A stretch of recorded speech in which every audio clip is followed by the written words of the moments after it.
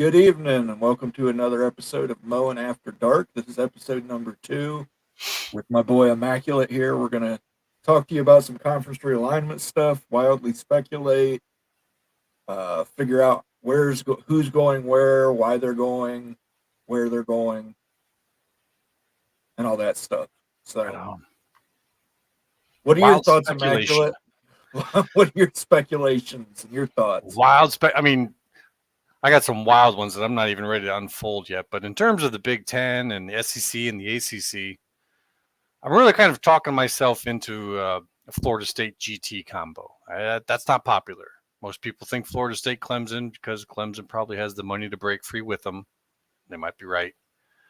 But in terms of what I think the Big Ten presidents would be okay with, Florida State comes off as like the TV pick. And I don't know if they want 2 TV picks. You know what I'm saying? I completely understand where you're coming from, but I think if Clemson, Florida State as a package is available, You think that's the one?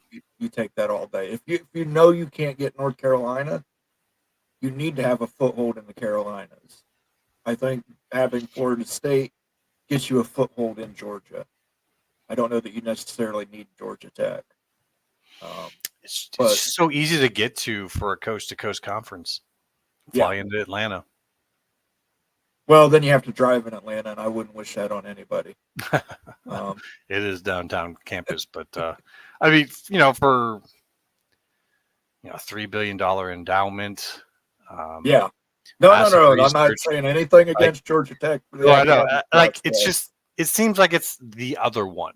Like with USC, UCLA, they're the same market, all that. But if you just look at the universities, one is the big brand and the other is the university. You know what I mean? And that's kind of how I feel about FSU GT at this point, I think. Well, I mean, hey, USC's got a fantastic film school. So they do. And it's not a hit. And Florida State, I think if they join the Big Ten, they're AAU in, like they say, 5 years. I mean, you're plugged into the BTAA. I mean, you're gonna go up. Like Oregon's gonna go up in research, not as much, but just by being involved with that and connected, it should be a lot easier for them to land some new research projects. Oh, I've pushed that for a while. I thought Georgia Tech and Purdue rivalry trophy, best engineering school, the train wreck trophy. I mean, could be wrong. Let's jump in here and say hi to some people. Yes, let's do it. As always, we try to get as many of these as we can. Super chats always get answered. Then we move on to members and regulars after that. And guess who is number one? Rock Chalk 94 was number one. Of course. There's that Rock Chalk squawk. Bo Stacker's here. Good evening, Bo. Familiar faces. All right. Jim F. Nice to see you, Jim F. Howdy. Love the howdies. Laura Weiss, Texas Tech Red Raiders. Hey, y'all. The 4 cactuses, or cacti, rather. It's looking like Arizona. Tony Lawshin, Gophers versus Buckeyes on the ice right now. I guess there's a hockey game going on. Hockey? Forgive me, I'm not a big hockey guy. Hockey? My second, Ohio State is football and wrestling. Sorry. That's all you got to do to hockey get and wrestling are pretty much the same thing, just on ice, Just talk bad about hockey, and Tony's going to go off. Sergeant Pickles, evening all. Even to you, Sergeant Pickles. The Walking Geek. Clemson is a bigger brand in Georgia than Georgia Tech. I don't disagree. Absolutely. Yep. It's not about saying Georgia Tech is better than Clemson in that regard. I think Clemson's value is completely tied to football relevance and success, and that can often be short-term. I don't disagree, but I think, again, you've got a lot of snowbirds that retire in Carolina from the Big Ten. Oh, yeah. I mean, no doubt. Just throw that out as a theory out there that maybe most people wouldn't think about. And sometimes these things sneak up on us. Casting for Chrome. Sup, guys? Just want to remind you now that Casting for Chrome's here, we are doing a bowl pick'em. If you go to the community tab on our YouTube page, you'll get a link there. It's free to play. Nate's going to have some prizes for people, whoever wins. I'm on my redemption run arc. Uh, I'm going to go through there and try and win them all with all my confidence points. It is a confidence pool. We'll see how well that works for me. I have a feeling it won't work very well, but hopefully it works better than 30 something and 70, which is what I was in the season picks. ER is here, OSU, Oregon State, Oklahoma State University. I always get confused when people say OSU. Coy says my preference is Florida State and North Carolina, but if not North Carolina, go Clemson next. Yep. I think so. I think so. Definitely think UNC is first. I just don't know if they can break them out of the state without an NC State solution. Yeah. Yeah. The thing is, and if nobody caught it or somebody here who didn't catch it, Greg mentioned earlier on his show yesterday that Virginia and Virginia Tech are tied at the hip. You can't get one without the other goal. So I put this out there on his show. I'll put it out here as well. I think North Carolina State, North Carolina, Virginia Tech might be a package deal. That might be what the SEC has to do to get into North Carolina.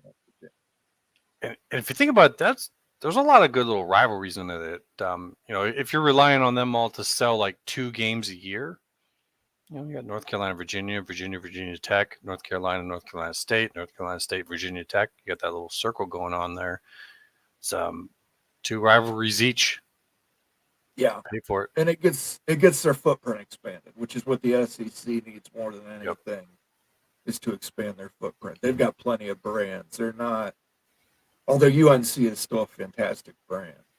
And they'd probably rather just take 2 of them, if we're being honest. But if it's either 4 or none, and the Big Ten breaks in with Florida State and Clemson, GT, whomever, I think you got to look at that and say, well, we do not want them coming down the entire coast with anything in North Carolina or Virginia. So do what you got to do. Yeah, don't disagree. Tony Lawson besmirched the Badgers. Media partners don't pay for academics. I take it that's directed towards your Georgia Tech. Mm-hmm. Do you want to explain a little more in depth why you think Georgia Tech's a good ad? Well, it's kind of hard to explain to folks who are just looking at the sports only and not at the universities. But in terms of the Big Ten, you could invite a school into the Big Ten who could be absolute trash in football, Rutgers, and it's still an overall win for the conference because they're a research university. They come in, they're part of the Big Ten Academic Alliance. They all share all their research data through this a shared library. They share logistics in terms of purchasing. So there's just a whole lot more that goes into this rather than just their football team. And Georgia Tech has finally released the reins on their football team, and they allow their coaches to now run whatever offenses they want. They're actually investing. They have a 55,000 stadium, which is in the shadow of downtown Atlanta. It's pretty good. It's pretty nice.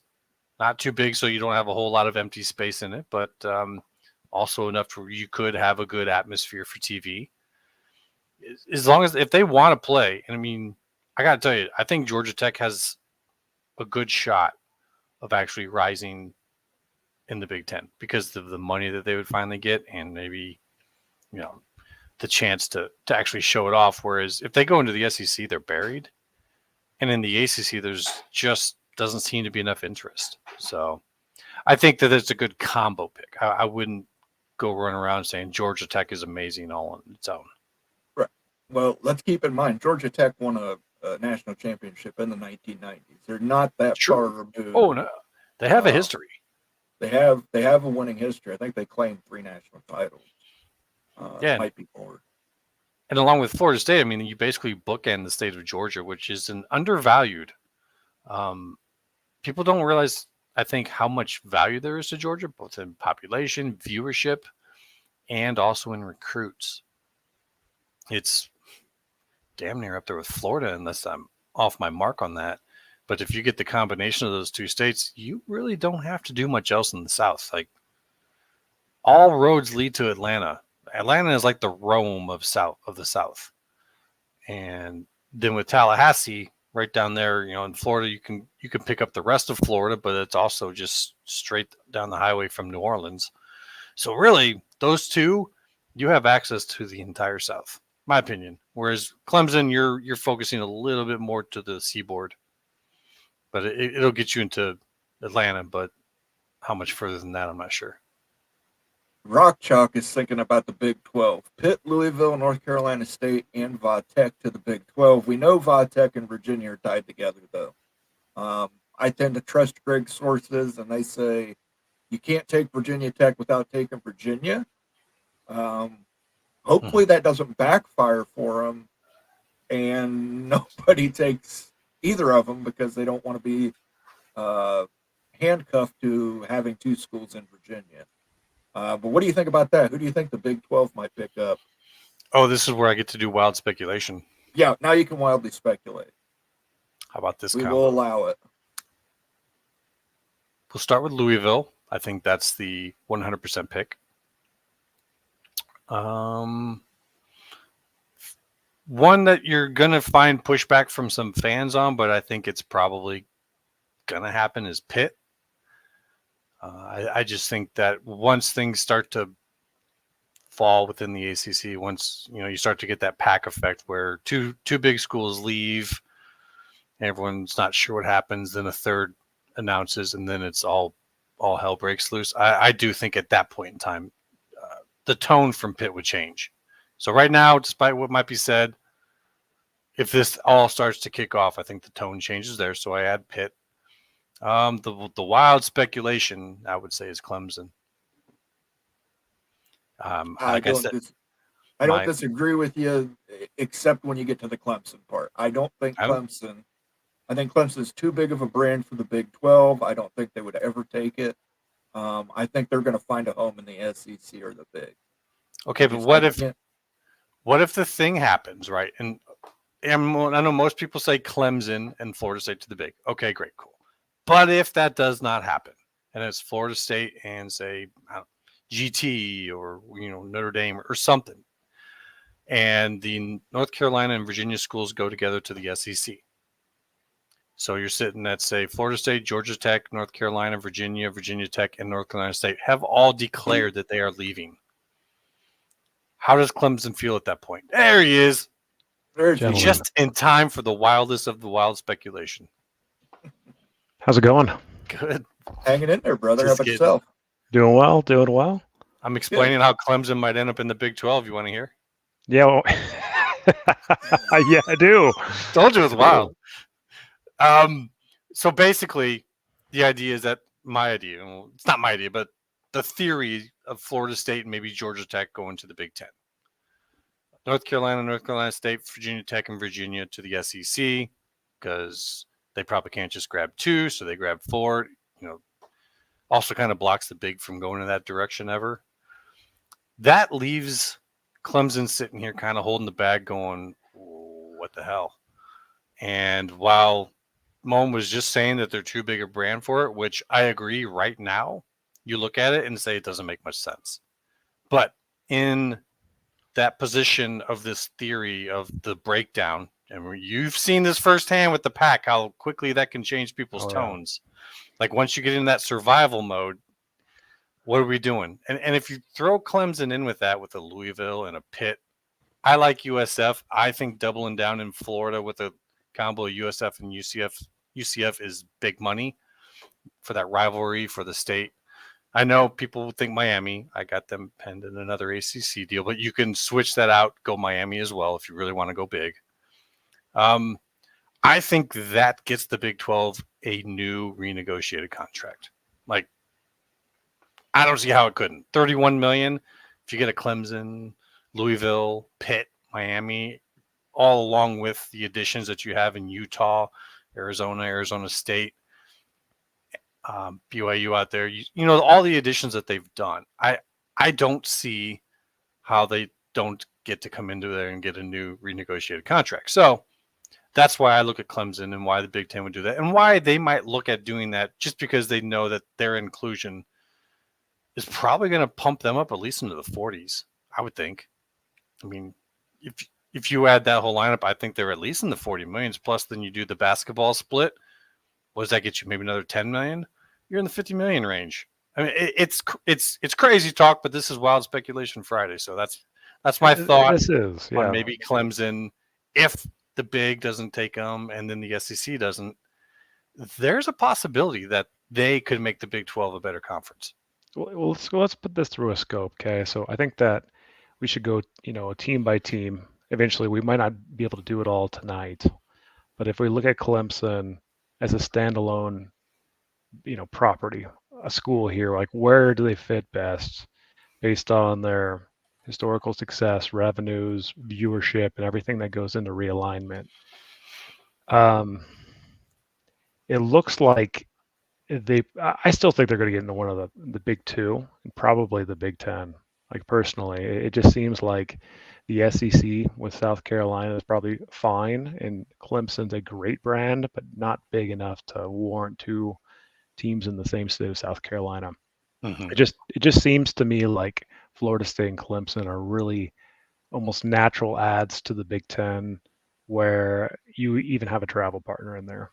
Because the one thing that everyone seems to be omitting here is how the distance here. The closest Big Ten team to Florida, Tallahassee, Florida. Florida State jumps over to the Big Ten. I mean, really, that's going to be an issue. We talked about a year ago about the mental health of athletes at USC traveling cross country, and I know that we've added Washington and Oregon over there in the Big Ten sense. But what about FSU? That same argument's going to come into play. I mean, if you're traveling for any game across country, the middle of the country from Tallahassee, I think that's a major issue. So they need at least one travel partner. They've got to have it. It makes no sense not to have one travel partner at all. So I think Clemson is that travel partner. And I think that, UNC would be that travel partner, but I have a hard time seeing them go over to the Big Ten. No.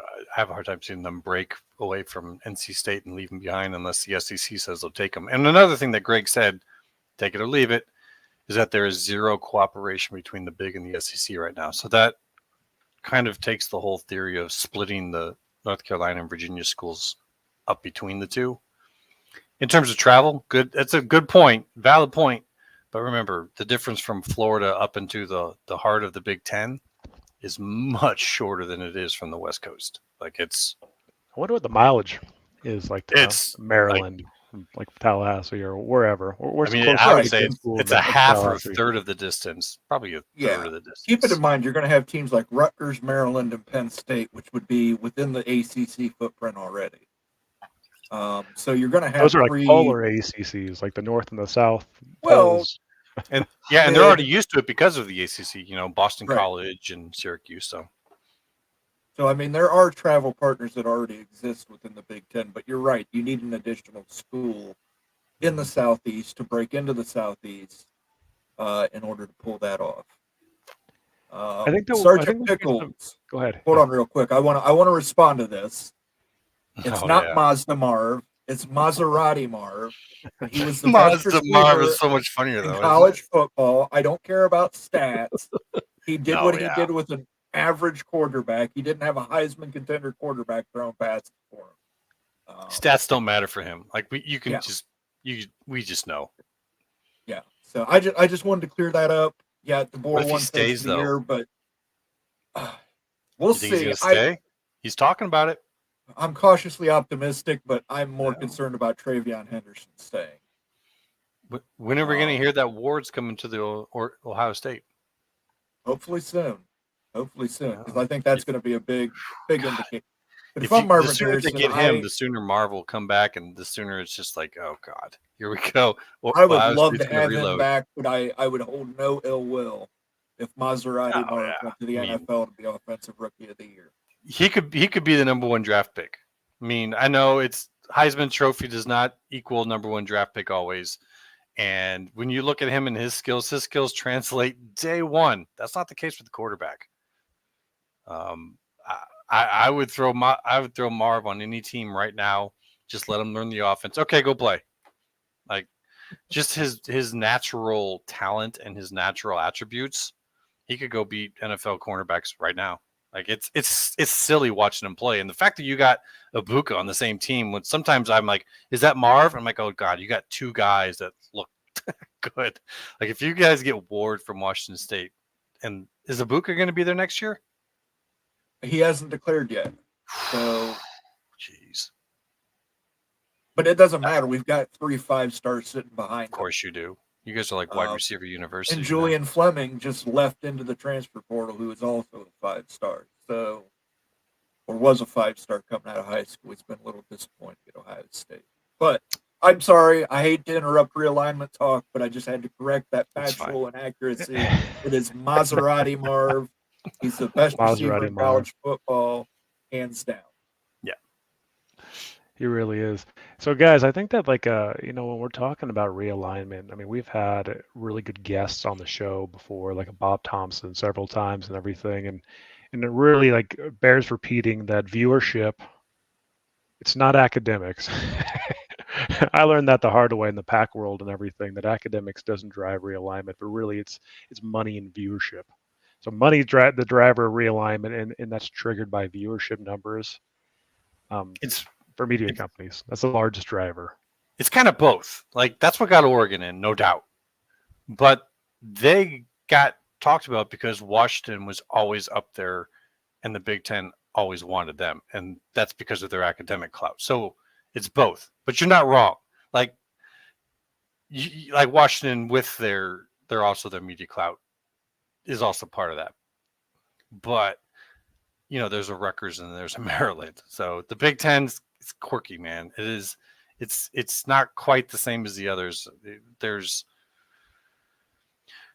interesting moves that can be made, but I think you're dead on, and especially in terms of who makes it to the Big 12, because that's where the Big 12 is right now, is who adds value, because we need to get a renegotiated TV contract. 31.7 was a good start, but that should not be where he's thinking about. And you know what? Right. That's a good point. Like in any Big 12 fan that's listening out there, I mean, I'm a Big 12 fan now too. Now Utah's in the Big 12. Yep. Like we have to bridge this gap. Like it's not sustainable to be making $31 to $32 million a year when the Big 10 and the SEC are, well over 70 to 75 to 80 range. I mean, that's such a big financial gap that we're going to get left behind. And so we have to figure out, it's not good enough. It's not good enough. We have to figure out how to bridge that gap. And the only way to bridge the gap is, like you're talking about, Immaculate, is going after and gobbling ACC teams. That's the only way to do it. Yeah, because you really you got to do it. Like if you want to be competitive on a national scale still, that is the move. And so when we're talking about brands again, and and what's driving the money and everything in realignment, we've talked about this before too, but number one, what drives viewership, what drives the money is brand, the brand value of a school. Number two would be any type of rivalry factor they have with current schools in the conference. Number three is any type of intriguing storylines that school would bring to the table, i.e. Colorado with Deion Sanders this year is a perfect example of that. Rankings too, moving up in the rankings from a traditionally not as good team to a really good team would drive that. And then the alumni locations too. The alumni locations. Those are the four things that we've learned that drive viewership and drive money ultimately. So I'm curious, putting it through the perspective and the lens of brands, rivalries, storylines, and alumni. We're not going to know the alumni, but if we look at Clemson in that lens and look at Clemson in the SEC, the Big Ten, and even we could go through the exercise of the Big 12 too, that could probably give us a lot of information we need to see really where they're going to end up. Yeah, I'm interested to see what you come up with that. I mean, that could affect my view on the whole Clemson versus GT thing. I just think that the Big Ten has shown us in the past that they value hierarchy and they value balance. They're not trying to just load up on big powers, because then that makes some of its existing schools drop. Like, as an Iowa guy, I mean, I'm a little biased, but when you bring in USC and Oregon and Washington, and we're talking about Florida State almost like it's a done deal, so I'm going to add them to that list. That's four, I would say, major powers. Washington, I don't think is going anywhere. No one's taking Grub away. No one's taken DeBoer away, so I think Washington's here to stay. I don't know if the Big Ten is really interested in bringing in 5 major powers. I don't know. What do you think, Moen, from an Ohio State perspective? I think Ohio State would be for it with a but. Okay. I'm always about forget the rest once you hear the Give but. us the but. What's the but? Here's the but. You are going to have to get up to AAU standards for any school that joins. I know they don't have to be right away, but they're going to want to see a plan that says, yes, we're getting up to AAU standards. Yes, we're increasing our research expenditures. Mm-hmm. Yes, we're doing all this. Ohio State has put a lot of money into research over the last decade, especially semiconductor research with the new Intel plant that just went in. So they are going to want some. They're going to want some guarantees and commitments. That's why I think Ohio State would be a fan of Arizona State joining if that was ever to come up for a 5th team out west. Yeah, the AAU conversation. I mean, I remember hammering home, 4 or 5 months ago this and doing deep research into the AAU. And, Clemson and Florida State right now are not AAU members. Miami recently got theirs.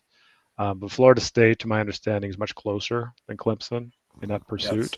Yes. But they're both improving as far as getting AAU status. I mean, I don't think the SEC would, could cry over AAU status. I know the Big Ten is important, though, right? But it's not everything, too. If you've got to make a move, right, you could still make that move without the. But like you're saying, Moen, like it's an important part of like the philosophy of like who the Big Ten is and everything. So and Casting for Chrome has a great question here, and I want to ask you both. Who do you think are the schools from the ACC that the SEC would want the most? Like if they could just pick any, if they could go in there and just say pick no real world complications, right? Yep. I don't know. What do you think? Yeah, I think that UNC is absolutely number one. Absolutely number one. They always were number one.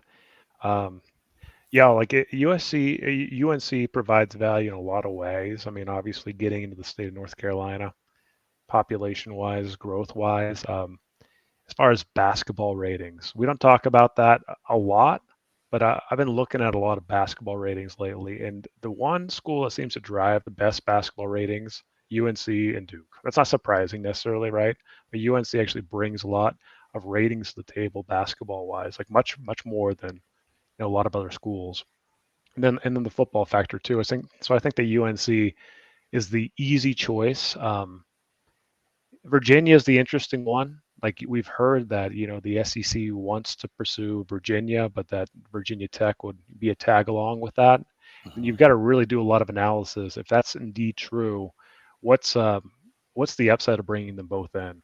If UNC meets that bar, the accretive financial bar that you reach where you're adding value to the conference, but Virginia Tech doesn't, how does that wash out? What's the net impact of that? And that's some deep research that the SEC would have to do to consider Virginia. I would say that's a big blight though on the University of Virginia because of Virginia Tech's kind of handcuffs there. So outside of those two, I mean, obviously Notre Dame. Notre Dame they're always number one though, right? Notre Dame would be over UNC, and they're the no-brainer for any conference stat and everything if you could ever get them all in, including the football too. But outside of those three, I think there's a pretty steep drop-off actually. I've said this all along that I don't see Florida State adding a lot of increased value because it doesn't bring any new market. You're already right there in the state of Florida. The Gators aren't going to like bringing Florida State. Same thing goes with Miami too. You're bringing, you already had the state and everything. So Florida State, I think, is a bigger value add for the Big Ten in a lot of ways. And again, Clemson, since you're in the state of South Carolina, that's not a driver too. So it's hard to really find more schools outside of those two that the SEC really would want to hot pursue. Yeah, I think North Carolina, UNC, and UVA are the obvious number one, number two.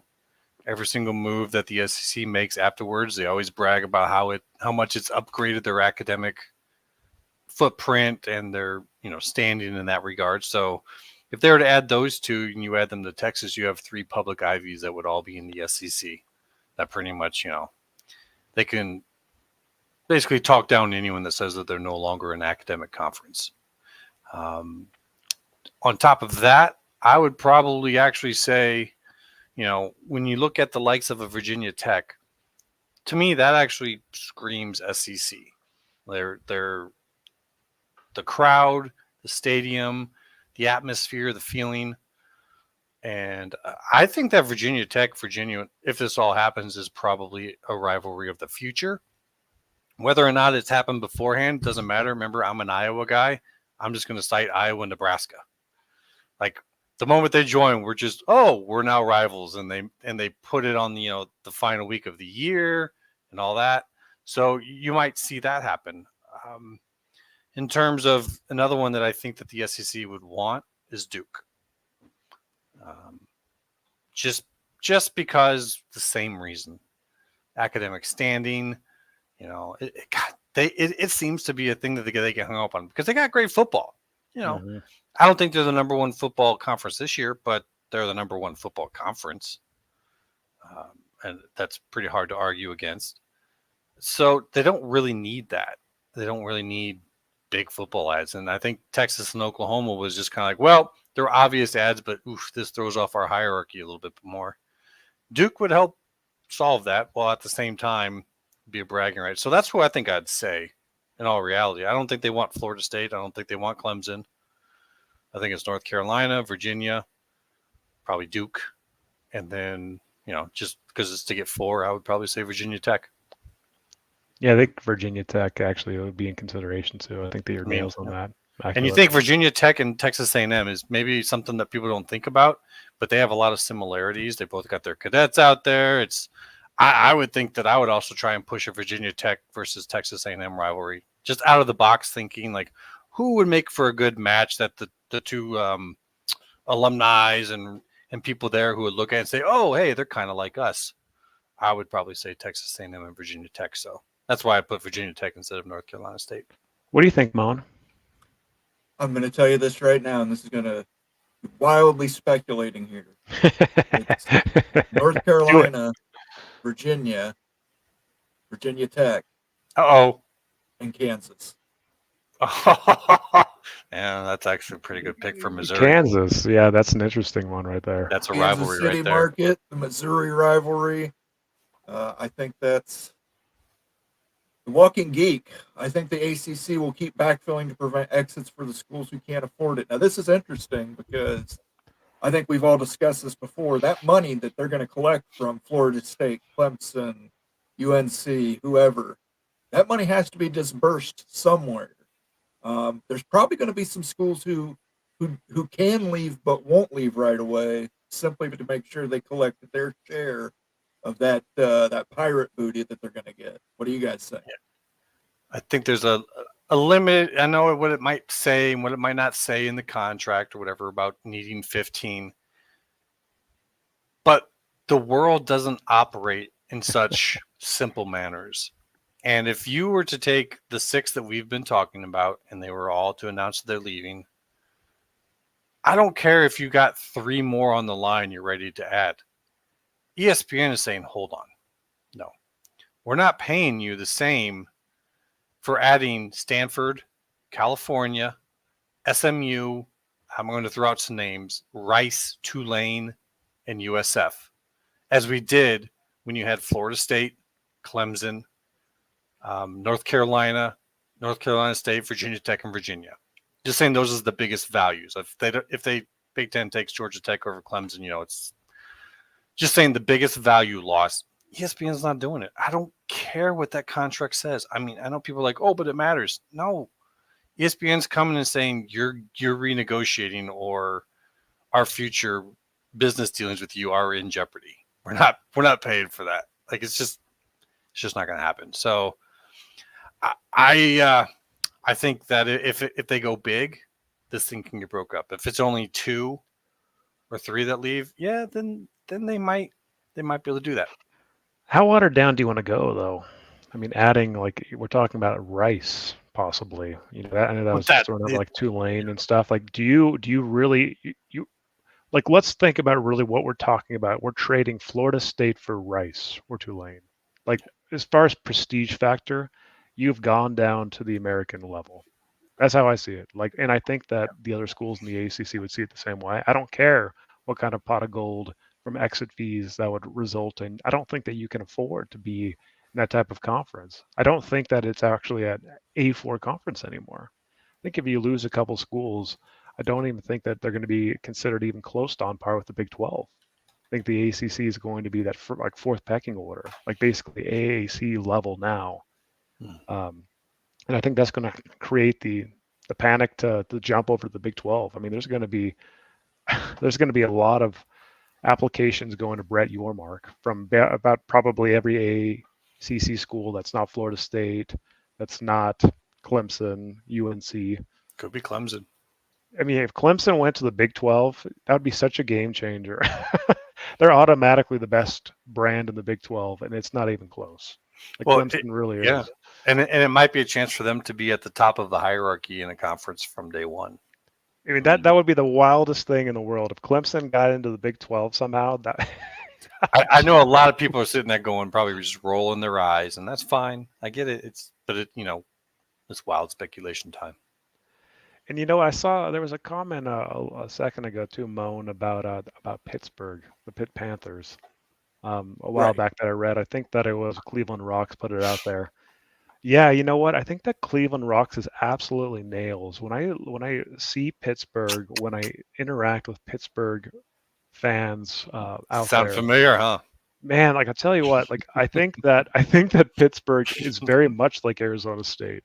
I'm not going to say they're like Utah at all, It's a but lot like they're much like Utah. Arizona State. Because Utah fans were like, "Hell no, we'll never be in the Big 12." I mean, it was not poking a spot or anything, but you guys, everyone thought that the Pac was going to make it, and it was like, no way we would be joining. And the same is right now you're seeing with a lot of ACC fans. It's like, have you seen our gore? It's not going to happen. So I think Pitt is like so similar to Arizona State. Like I think I can kind of see them like so similar. Like they're city schools. Honestly, Pitt doesn't seem to have that big a fan base. It's just like observations of wise and everything, and the fan base numbers that I've seen out there. It's not a huge fan base, but they're not wanting to leave the ACC. Anything, don't bring me over to the Big 12. I mean, they are AAU member, I believe. So they're a proud fan base and stuff, and they're kind of thumbing their nose at the Big 12. Good basketball lineage and right? good location to be put with like Cincinnati and Louisville and West Virginia. On their own, I actually wouldn't probably look at them for the Big 12. I mean, that stadium, no bueno. I'm just not impressed with schools that do stuff in NFL stadiums. It doesn't seem to fill up. The crowds don't seem to like it. Part of college football is being on campus. That's why I don't give Miami a high realignment grade like some do.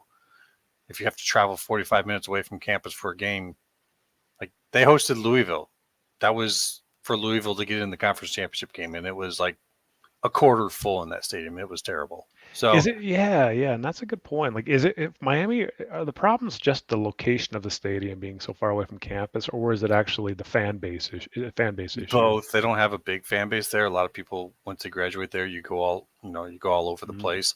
Like I even joked, I was like, I think that Florida State probably has as much of a fan base in Miami as Miami does.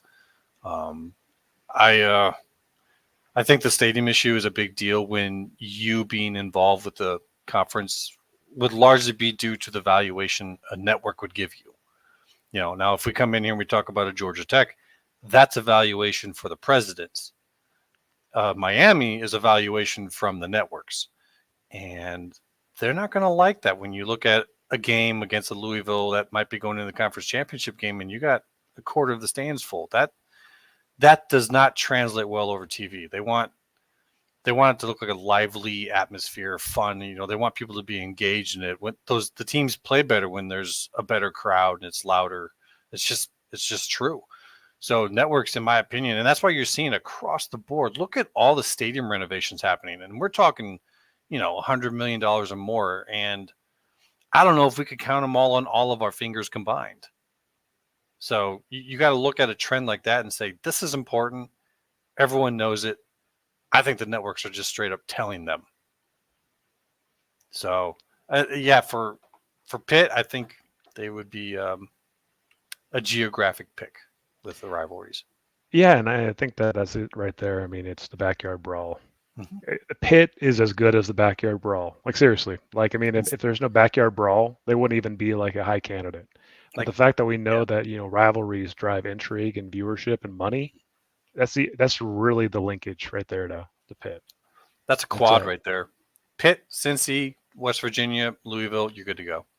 Yeah, and I think that those have to be targets for the Big 12 at least. And like, yeah, I mean, the wildest speculation. I can't believe you put it in my head, Clemson to the Big 12. Like, I mean, it's wild speculation, but that'd be such a move right there for your mark. I'm telling you, man. Yeah, every once in a while when you're playing roulette, you got to put them on the single number and take a spin. But I think that it's wild speculation. I mean, when you're just looking at values, but when you look at the way that it could play out, it's certainly possible. Yeah, what do you think, Moen? What do you think about Pitt? Everything's possible, guys, but is it probable? It's not probable. It's not. I don't know if I would say it's probable that you get all the Big Ten presidents to agree on both Florida State and Clemson. They're both lads. I don't think you even need all the Big Ten presidents to do it. I just think you need the big ones to do it. You need Ohio State, Michigan, and Penn State to do it. This is where you get the Ohio State guy versus the Iowa guy right here. And he's probably right. And of course, I'm not liking it, and that's okay. We carry votes in our pockets. Mm-hmm. Yeah, it's true. Like from an Ohio State perspective, what's in it for you adding Florida State? Like the recruiting, like what's the advantage to the Buckeyes? Preparation. You just nailed it right there. Recruiting. Mm-hmm. We can set up camps. Though. Yeah, we can set up camps in Florida now. Fantastic. We can go down to IMG Academy and say, hey, look, you'll get to play a game in Florida every once in a while when you join Ohio State. Heck, Prime just landed a 5-star out of there. Imagine if Ohio State's playing in Tallahassee. Oh my goodness. Yeah. And the other thing is, right. It takes some of the weight off of Ohio State's shoulders in the TV for the TV partners. That's part of the reason they added Oregon and Washington is they don't want to play November night games. Our stadium is not equipped as much as we talk about Big Ten winners. Ohio Stadium is not winterized.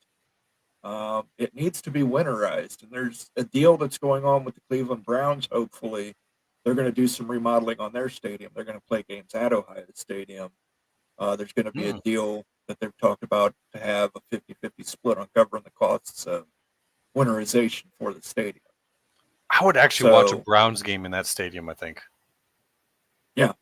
It'll sell out. Oh, yeah. I think I'd actually watch that. That would be an interesting thing to see. That stadium, that atmosphere with an NFL game. It would almost feel so old school, like the old, like black and white, like just from what you used to see way back in the day and how the stadiums used to be.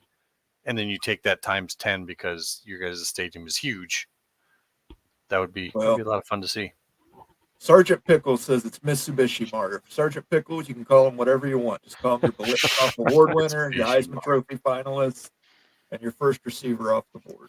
Is he staying at Ohio State or is he going pro? I already asked him that, yeah. I don't know. I think he's going to go pro when it's all said and done. I'm cautiously optimistic, but I'm not going to I'm not going to ever begrudge a young man for getting paid life-changing money. Although he came from life-changing money. So. And he could get good money if he comes back. I'm like, how much do you think that he could get from your NILs if he came back next year? If he came back, he could get come back. If they get Ward from Washington State and you get some of these guys to come back, man. Come back and he could, if he had a good quarterback thrown to him, he could win the Heisman. Sidestepping a little bit over here, like this crossed my mind. I can't believe this hasn't been discussed actually, because this is making sense a lot in my head right here. So Florida State, smoke around them going to the Big Ten. I think everyone thinks that makes sense in some way, shape, or form. We're talking about that. Mm-hmm. We're always pairing them with Clemson. Mm-hmm. Why aren't we talking about Florida State and Miami as a combo? Used to be. Like, think about that, though. Like, Miami is a very, very good Big Ten candidate. AAU brings the Miami market. It brings the Miami Florida State rivalry, brings fresh recruiting territory, like down south in Florida too. I think that makes a lot of sense actually. And like in one thing again that with viewership is the alumni location. I would imagine there's a lot more Big Ten alumni in the state of Florida and Miami than in South Carolina, in Clemson, South Carolina, and the outskirts. So, I mean, I'm telling you, like when you're actually thinking about really what's driving this kind of stuff, Miami and FSU, for those reasons, and especially that rivalry, could be a fit, kind of like UCLA and USC. I have a hard time believing the Big Ten will add 2 schools in Florida. I do believe markets matter to them at this point. I don't think the Big Ten wants their teams going down there and playing in an NFL stadium that's half filled and just doesn't feel like a college atmosphere. That's UCLA. That's UCLA. You just added one. Yeah, that's but the Rose Bowl. That's the Rose Bowl. Yeah, it's a Rose Bowl that's a third full all the time. You're not going to fill up the Rose Bowl. Yeah, but it's the Big Ten history. I know it doesn't have to make sense. I promise you. You're not wrong about anything you're saying. It's just the Big Ten and their romantic thoughts about the Rose Bowl and its history. To me, you offer Miami a 50% share, like Oregon and Washington. You bring FSU over for a larger dollar share.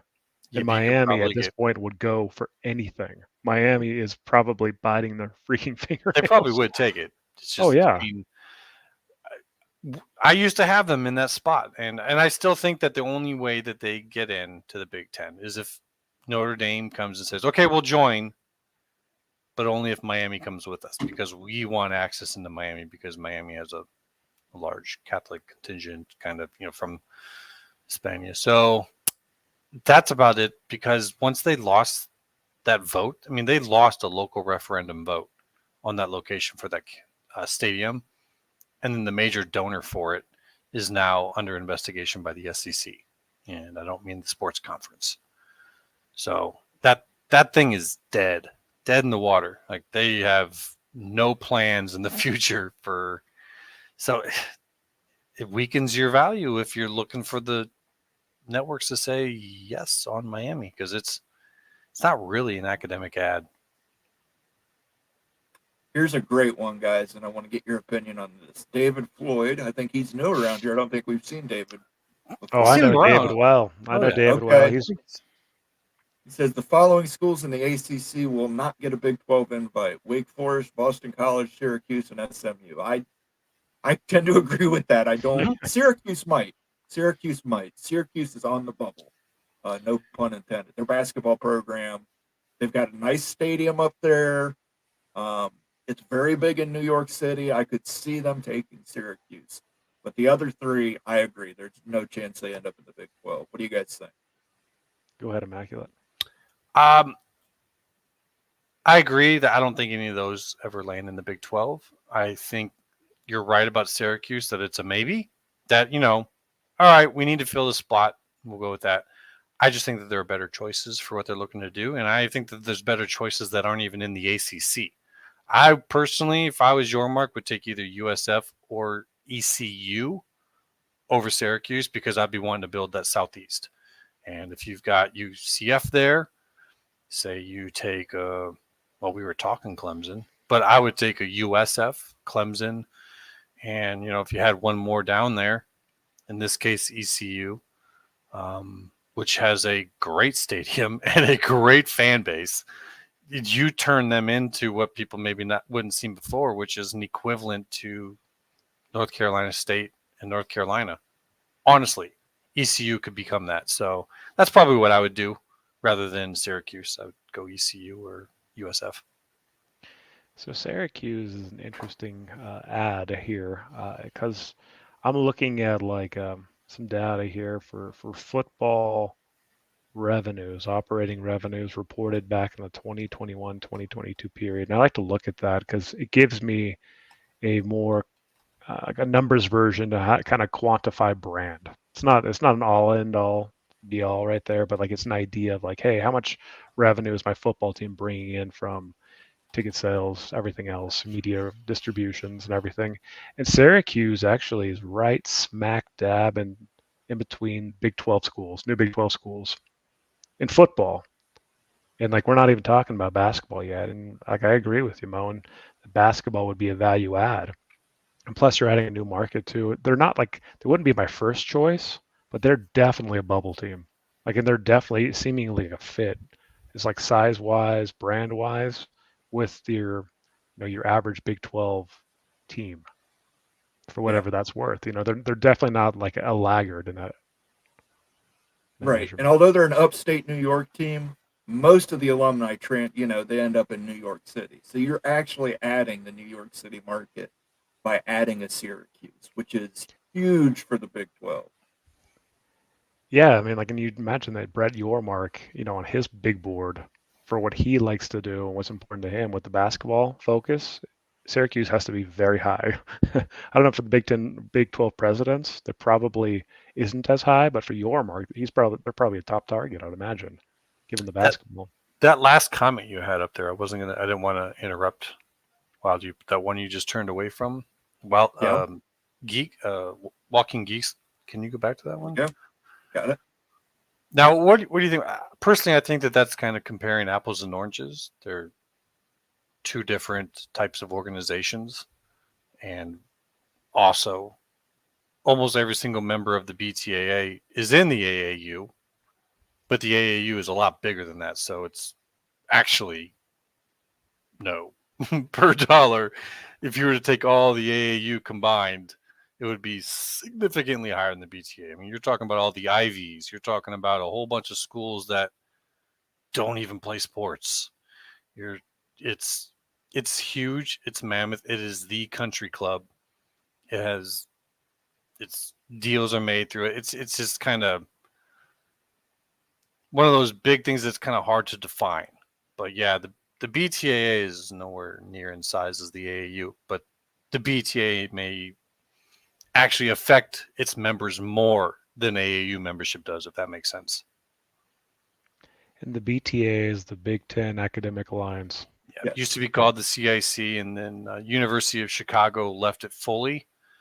And the day they did that, they changed it from the CIC to the Big 10 Academic Alliance because University of Chicago wasn't technically a member of the Big 10 anymore. They joined the IPLC. So, You know what? Like speaking about the AAU, I think the Big 12 should target, AAU schools too. I mean, obviously, they're not going to eat first in this, but I think that would be a big value add for members. Having that members. designation really is a value add and everything for prestige wise. I know that's not the biggest driver for money, but like as far as conference prestige, I mean that is a nice thing to have. And so curious, like with these ACC targets, which one have AAU status and not.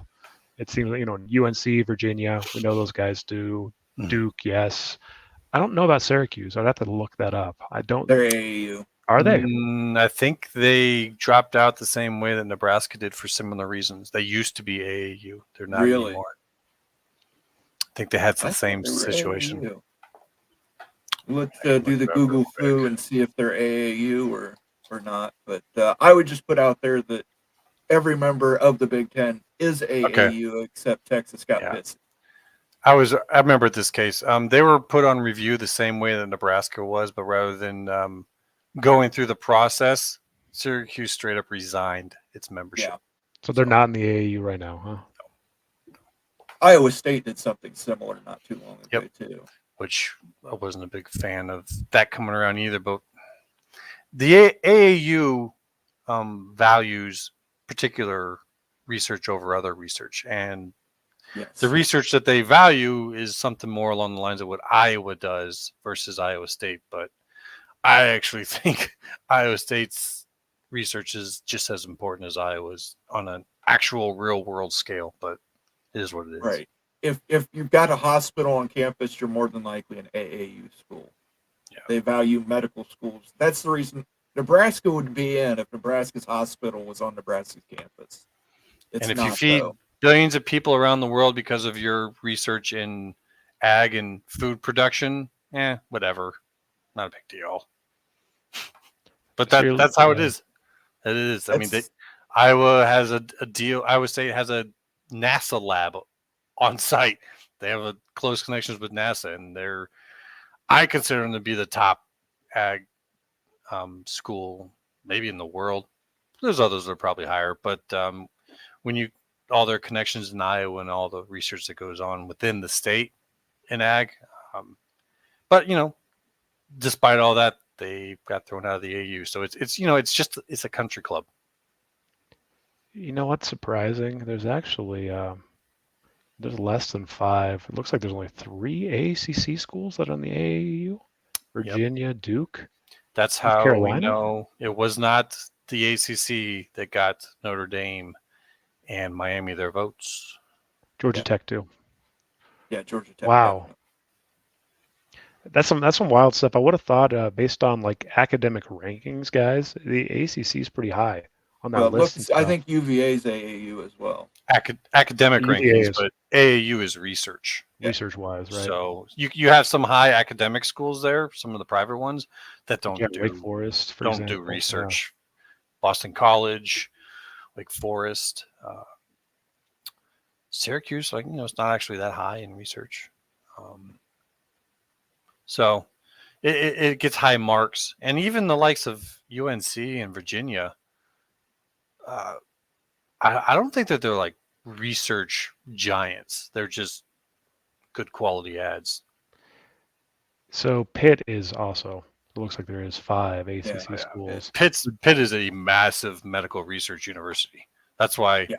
if they had their own stadium, I would be like, oh, they're a shoe into the Big Ten. But it is what it is. And if they weren't in Pennsylvania along with Penn State, That mattered in the past. I think a little bit less in the future when we can divide up in divisions a little bit more and you bigger. But yes, in the past, that was very well known that Penn State was like, nope, we'll leave this. Yeah. Forgot that Cal and Stanford in the ACC as well. Yeah. There's some more yeah. AAC schools. Yeah. It's the most awkward everybody thing ever. forgets that. There's nothing more awkward than that. Got our first super chat from Cleveland Rocks. Appreciate that, Cleveland Rocks, helping us keep the lights on around here, keeping me in high quality fedoras. Issues that must be addressed. Washington State and Oregon State case. Fix the NIL mess. Good luck with that. Yeah. Regulate the portal. Good luck with that. Make sure the CFP just doesn't become SEC and Big Ten. I think we're good there. Yeah. The one thing that people don't seem to value enough is college football is not the NFL. The NFL is based in cities with, these central locations of population, and they all follow this one team. That's not what universities do. They spread their people out. If you were just to go with 30 or 40 college football teams, you're going to lose viewership. You're not going to gain it. There's cross-pollination involved. It's much more complex than NFL viewership. So yeah, I'm not too worried about that happening. I might be more worried about how much SEC and Big Ten teams make it in if they just go to 16 teams. That's why I think that conference playoffs is a thing in the future, because otherwise, yes, the SEC and the Big Ten will dominate with maybe half the teams or more of like a 16-team scenario. So if you're everyone else, why would you agree to that? My thoughts, but I think that as far as entries into the college football playoff, with 12 teams, I'm really concerned that the Big 12 and the ACC are just going to be getting one school into this 12-team playoff each, like that top champion. I think that is a major concern with the G5 getting one in and the rest getting filled by the SEC and the Big. I think that's a real possibility and a likely possibility too. And that's a concern, for conferences other than the Power 2 and everything. So that is something that I think out-of-conference scheduling is going to become very important for both the ACC and the Big 12 moving forward. Trying to get home and aways, or even taking away and aways, to get quality opponents to put on their resume. Do you think that the SEC and the Big 10 will schedule Big 12 and ACC opponents with that in mind? Like, what's in it for the Big 10 or the SEC to schedule? not if they go to 10 games here in the future. If they go to 10 games, they won't. But until then, it's better to have a brand like Iowa State, Iowa, than those will still Iowa, happen. Northern Iowa. Okay, but let's previous just say rivalries. Ohio State, Utah, as Yeah, opposed to Ohio State, Toledo. like if we get something like conference playoffs, you're out of conference the value that you used to have at that because of keeping a perfect record, getting your ranking to go up. Using OOC matchups has been what the SEC has done for a long time to work on that, and everyone does that also to a degree.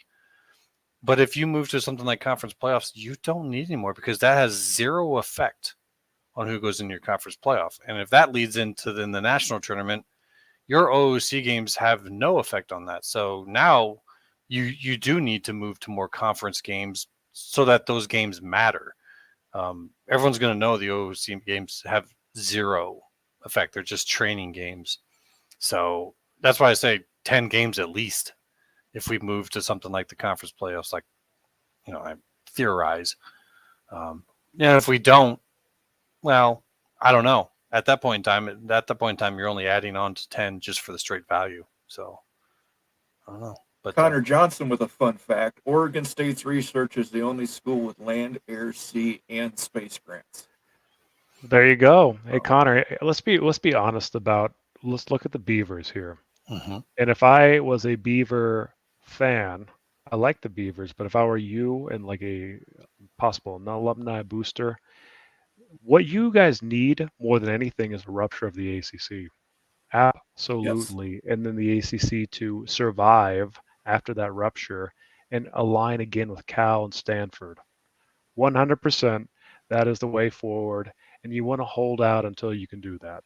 That's got to be Oregon State's plan, right? Without signing long-term on the Mountain West. The best case scenario is that happening. Can I do a wild speculation? Sure. Please, that's what we're here for. Oregon State and Washington State are backfills for two possible likely losses from the Big 12 in the future. The Big 12. So you're thinking KU and who else?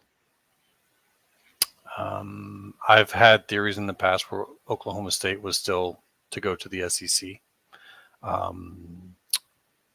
KU and one other both go into the Big 10 if they're trying to fill out local regionalized divisions. And so then you have to start looking at specific spots. So one would be from the West, one would be KU. Could be even more than that. That's what I look at Oregon State and Washington State now.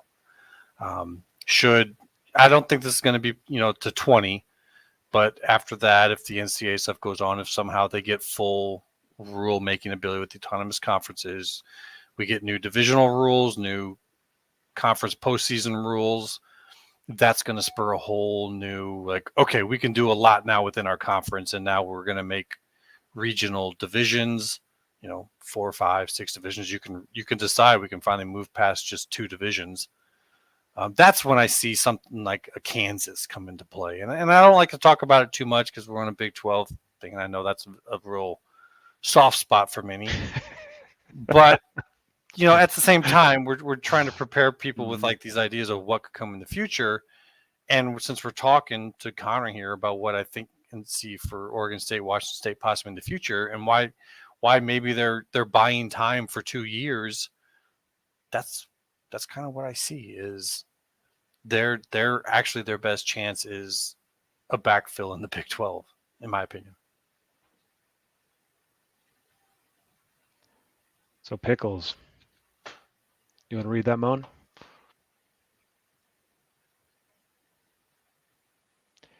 So Pickle says, A cares if the pharmaceutical industry can profit off discoveries made at the schools. So, yeah, I mean, the AAU has a lot of components that go into that. But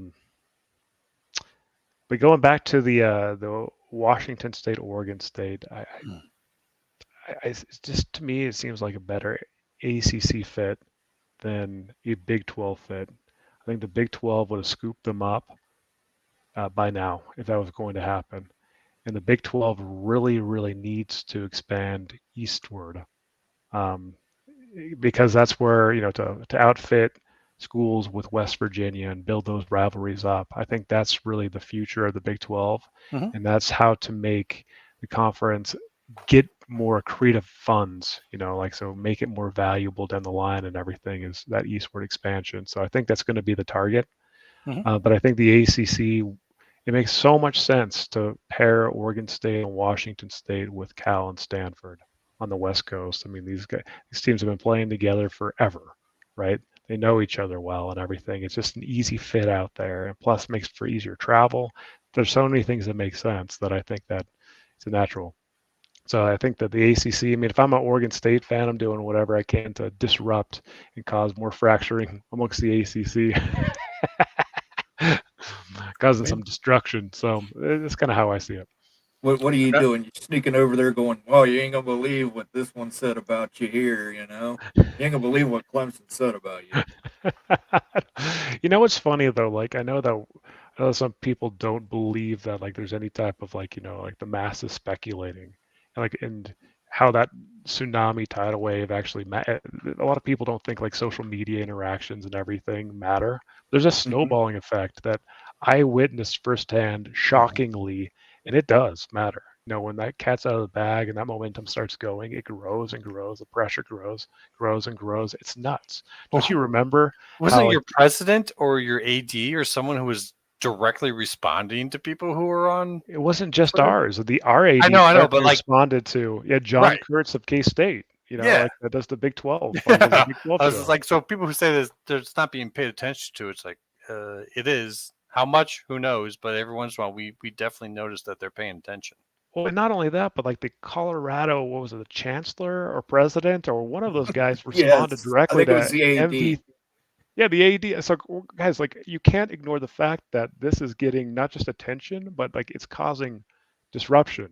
You're not going out and reaching out to those sources directly if it's not. So I'm talking, like, there's a real aspect to that human part of it, where momentum is spiraling and everything, and it's just fracturing, and you can feel it and you panic. That's what happened with the pack. It's that survival instinct. Once you're good, we're together, we're all good, and then that breaks, and now all of a sudden it's survival time.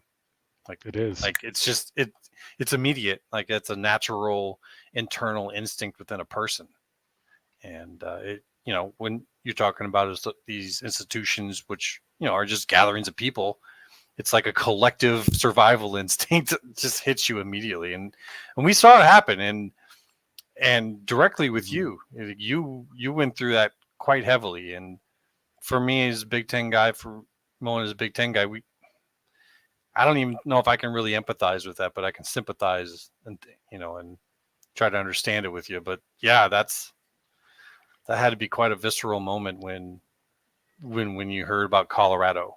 I think probably that moment when they were like leaving, kind of like, wait, what? Really? Yeah, it was shocking. It really was. And like, but you felt the momentum kind of the whole way, and like the pressure just built and built, and you're like, when is it going to happen? When's it going to happen? It just kept going.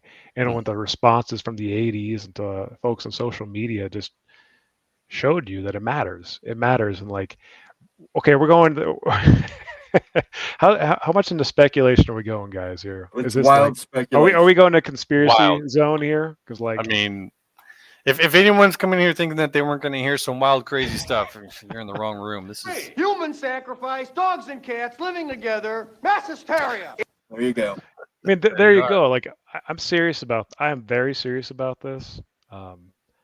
I really do. And like, people really just like lambasted this and just knocked this and said this wasn't a thing and didn't exist. But I really still do think there was, like, a guerrilla campaign that the Big 12 and your Mark's team put to build this like tidal wave of momentum.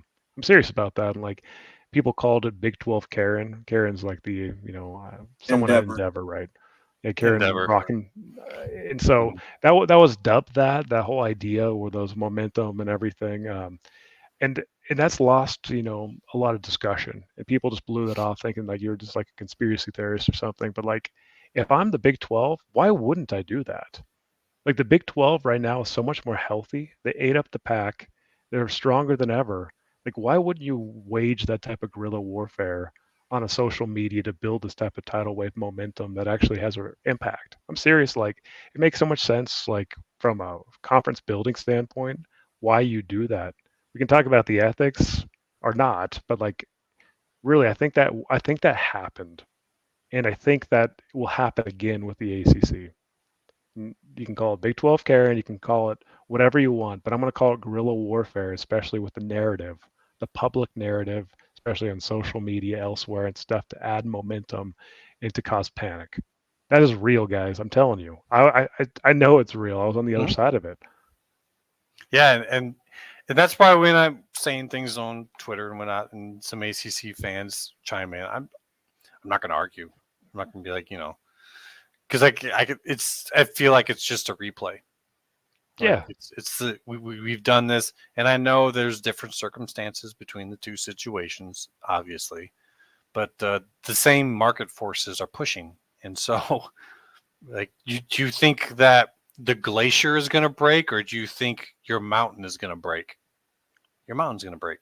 Like, we're talking about large, massive economic forces that are pushing this. So, things like their gore and their contracts, they've held it up for a while. But like we were saying earlier, these are people who are dealing with this situation. And if you think that they're going to go through this every single year all the way till 2036, that's crazy talk. Could you imagine going through this? Like, from your perspective, which is even more cognizant of this than us, like, could you imagine going through what you went through every year for the next 10 years or more? No. It would be Like, horrible, and it's it impacts untenable. recruiting. It's untenable. Like, everyone's their brains would snap. It'd be too much stress. Imagine being the people that are making the decisions, and every year you're facing that onslaught internally to break up your conference. Wouldn't you just find a way to get them out and to get something for it? Like, here, give us this big pile of cash and get out of here. Yeah, it's a cancer. You got to cut the tumor out. Yeah, Can't leave the tumor in there, guys. Yeah, you got a contract, great. That doesn't, solve your mental issues that you're going to have from that. And these are people in charge. These aren't machines. Like, it's people. Like, and so the psychological effect is real. Do you guys think there is guerrilla warfare with this stuff? Yeah. Oh, sure. Oh, yeah. Absolutely. Oh, yeah. You'll see it on Twitter too. You'll see people come up with stuff like, where did they get this? And they're saying these sources that a lot of times it's fake info that's purposely put out there to affect people. Like the fear stuff about the breakaway 2. Purposeful, but not going to happen. But it was meant to make people be afraid that it could happen. I think it makes so much sense, and Brett Yormark in so many ways is a genius, but he brought a more of a business kind of cutthroat aspect to collegiate sports than we've seen before. With his past, it's just commonplace. Coke, Pepsi, they go after each other. They try to knock each other down and everything. I mean, that's no problem in the business world. That happens, right? That's just fair play, and like bringing that into academia, this conference world is something I think happened, and we'll see more of. These public campaigns or subversive or however you want to call them or anything, they're happening though, and it's fascinating to me. But we're going down the speculation zone now. Well, here's one from David Floyd. Could Yormark the Big 12 land Notre Dame over the Big 10? 25%. 20. You think Notre Dame to the Big 12? If Notre Dame decided to give the big FU after all of this to the Big 10, maybe. I think Yormark would give them whatever the hell they wanted. Yeah, you can have that deal. You can keep your NBC deal, no problem. Oh, I definitely think Yormark would give them the ACC deal if they came. And then, and then you have them. So like, oh, you want to join fully? Yeah, whenever you want. Like, you're Yormark, you soft play it. Because that was never something you ever thought was possible. So whatever you get is a bonus. It's not like the Big 10 where you've let them come in and be a hockey member. You've made the way for them to come in and be full membership. Big 10 is never going to let them have a deal like they have with the ACC. But the Big 12 would. No, but the Big 12 would. I would if I was Yormark. So they can offer something the Big 10 can't. I would have said in the past, David, that this is completely impossible, but I no longer think that way. Truly, like immaculate stalking here. So what would have to happen is an absolute collapse and fracture of the ACC, and there would be a clear number 3 conference in the Big 12 gobbling up ACC teams, then Notre Dame would be in a pickle. Notre Dame would have to decide what they're going to do with their everything but football. And in that case, I mean, you would think that going to the third strongest conference could make sense. They're never going to bring football over to the Big 12, but like as far as basketball and other sports, it's possible. But I think that the ACC would have to be severely, severely weakened where there isn't even question about 3 and 4, and then Notre Dame probably would think. Yeah, I don't think it would happen with your current lineup, but like what we're talking about coming over there from the ACC possibly, and then after that, yeah, I could see Notre Dame maybe saying like a 5-game deal or a 6-game deal. I mean, you might see some of those be neutral game sites, like they might want to play a Big 12 team and Arlington rather than at their home field somewhere else in Texas, or instead of playing UCF in their stadium, they might want it at like Jacksonville or somewhere. It's just I could see it being done. How it would come about, I have no idea.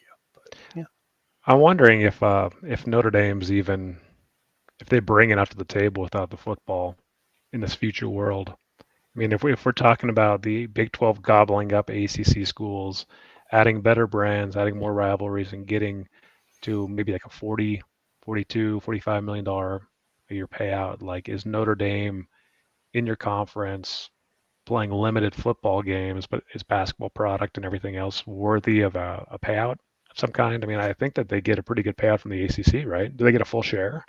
No, they don't get a full no. share. Okay. Well, I mean, that probably makes sense then.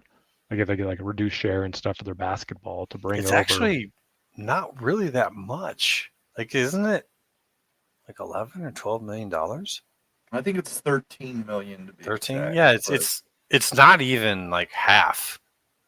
Like most of the value is football. So if you're only giving them half the value of football because of that, and you're not taking part in the postseason, so I mean, really, they get it's maybe. Do you know, you guys, like, while we're in this Notre Dame conversation, I know we're dorking out tonight and everything. I've got the numbers up, though, okay, for Notre Dame. Football. Take a guess at what kind of football operating revenues they reported in 2021, 2022. We're not talking basketball. We're just talking about football share here. Does that include merchandise sales? Everything. 200 million. 137. $137 Really? million. Yep, in That football seems low. operating. That's what they recorded. But that's not including their basketball or anything. It's football alone. Right. Yeah. Ohio State's at what, like 180, Ohio State was, they're around 110. 110? 115. Okay. Yeah, 110 to 115 range. Michigan actually 131. Sorry. Yeah, well, that's Michigan. So that just gives you some perspective. That's really the lion's share. But here's the What thing. was Notre Dame remember, ranked? Was that second? Were they second place, or was there some others ahead of them? Texas So has to be one. I believe that's right. Let me get that as far as like the Alabama might have even beat them. I mean, that whole state's buying stuff. So Texas number 1. And Yep. then, this was as of the 2021-2022 season. So Georgia happened to be number 2, but they made like a, deep CFP run. They might have won the title that year. Notre Dame 3, Michigan 4, Ohio State 5, Oklahoma 6, Alabama 7. Okay. Yep.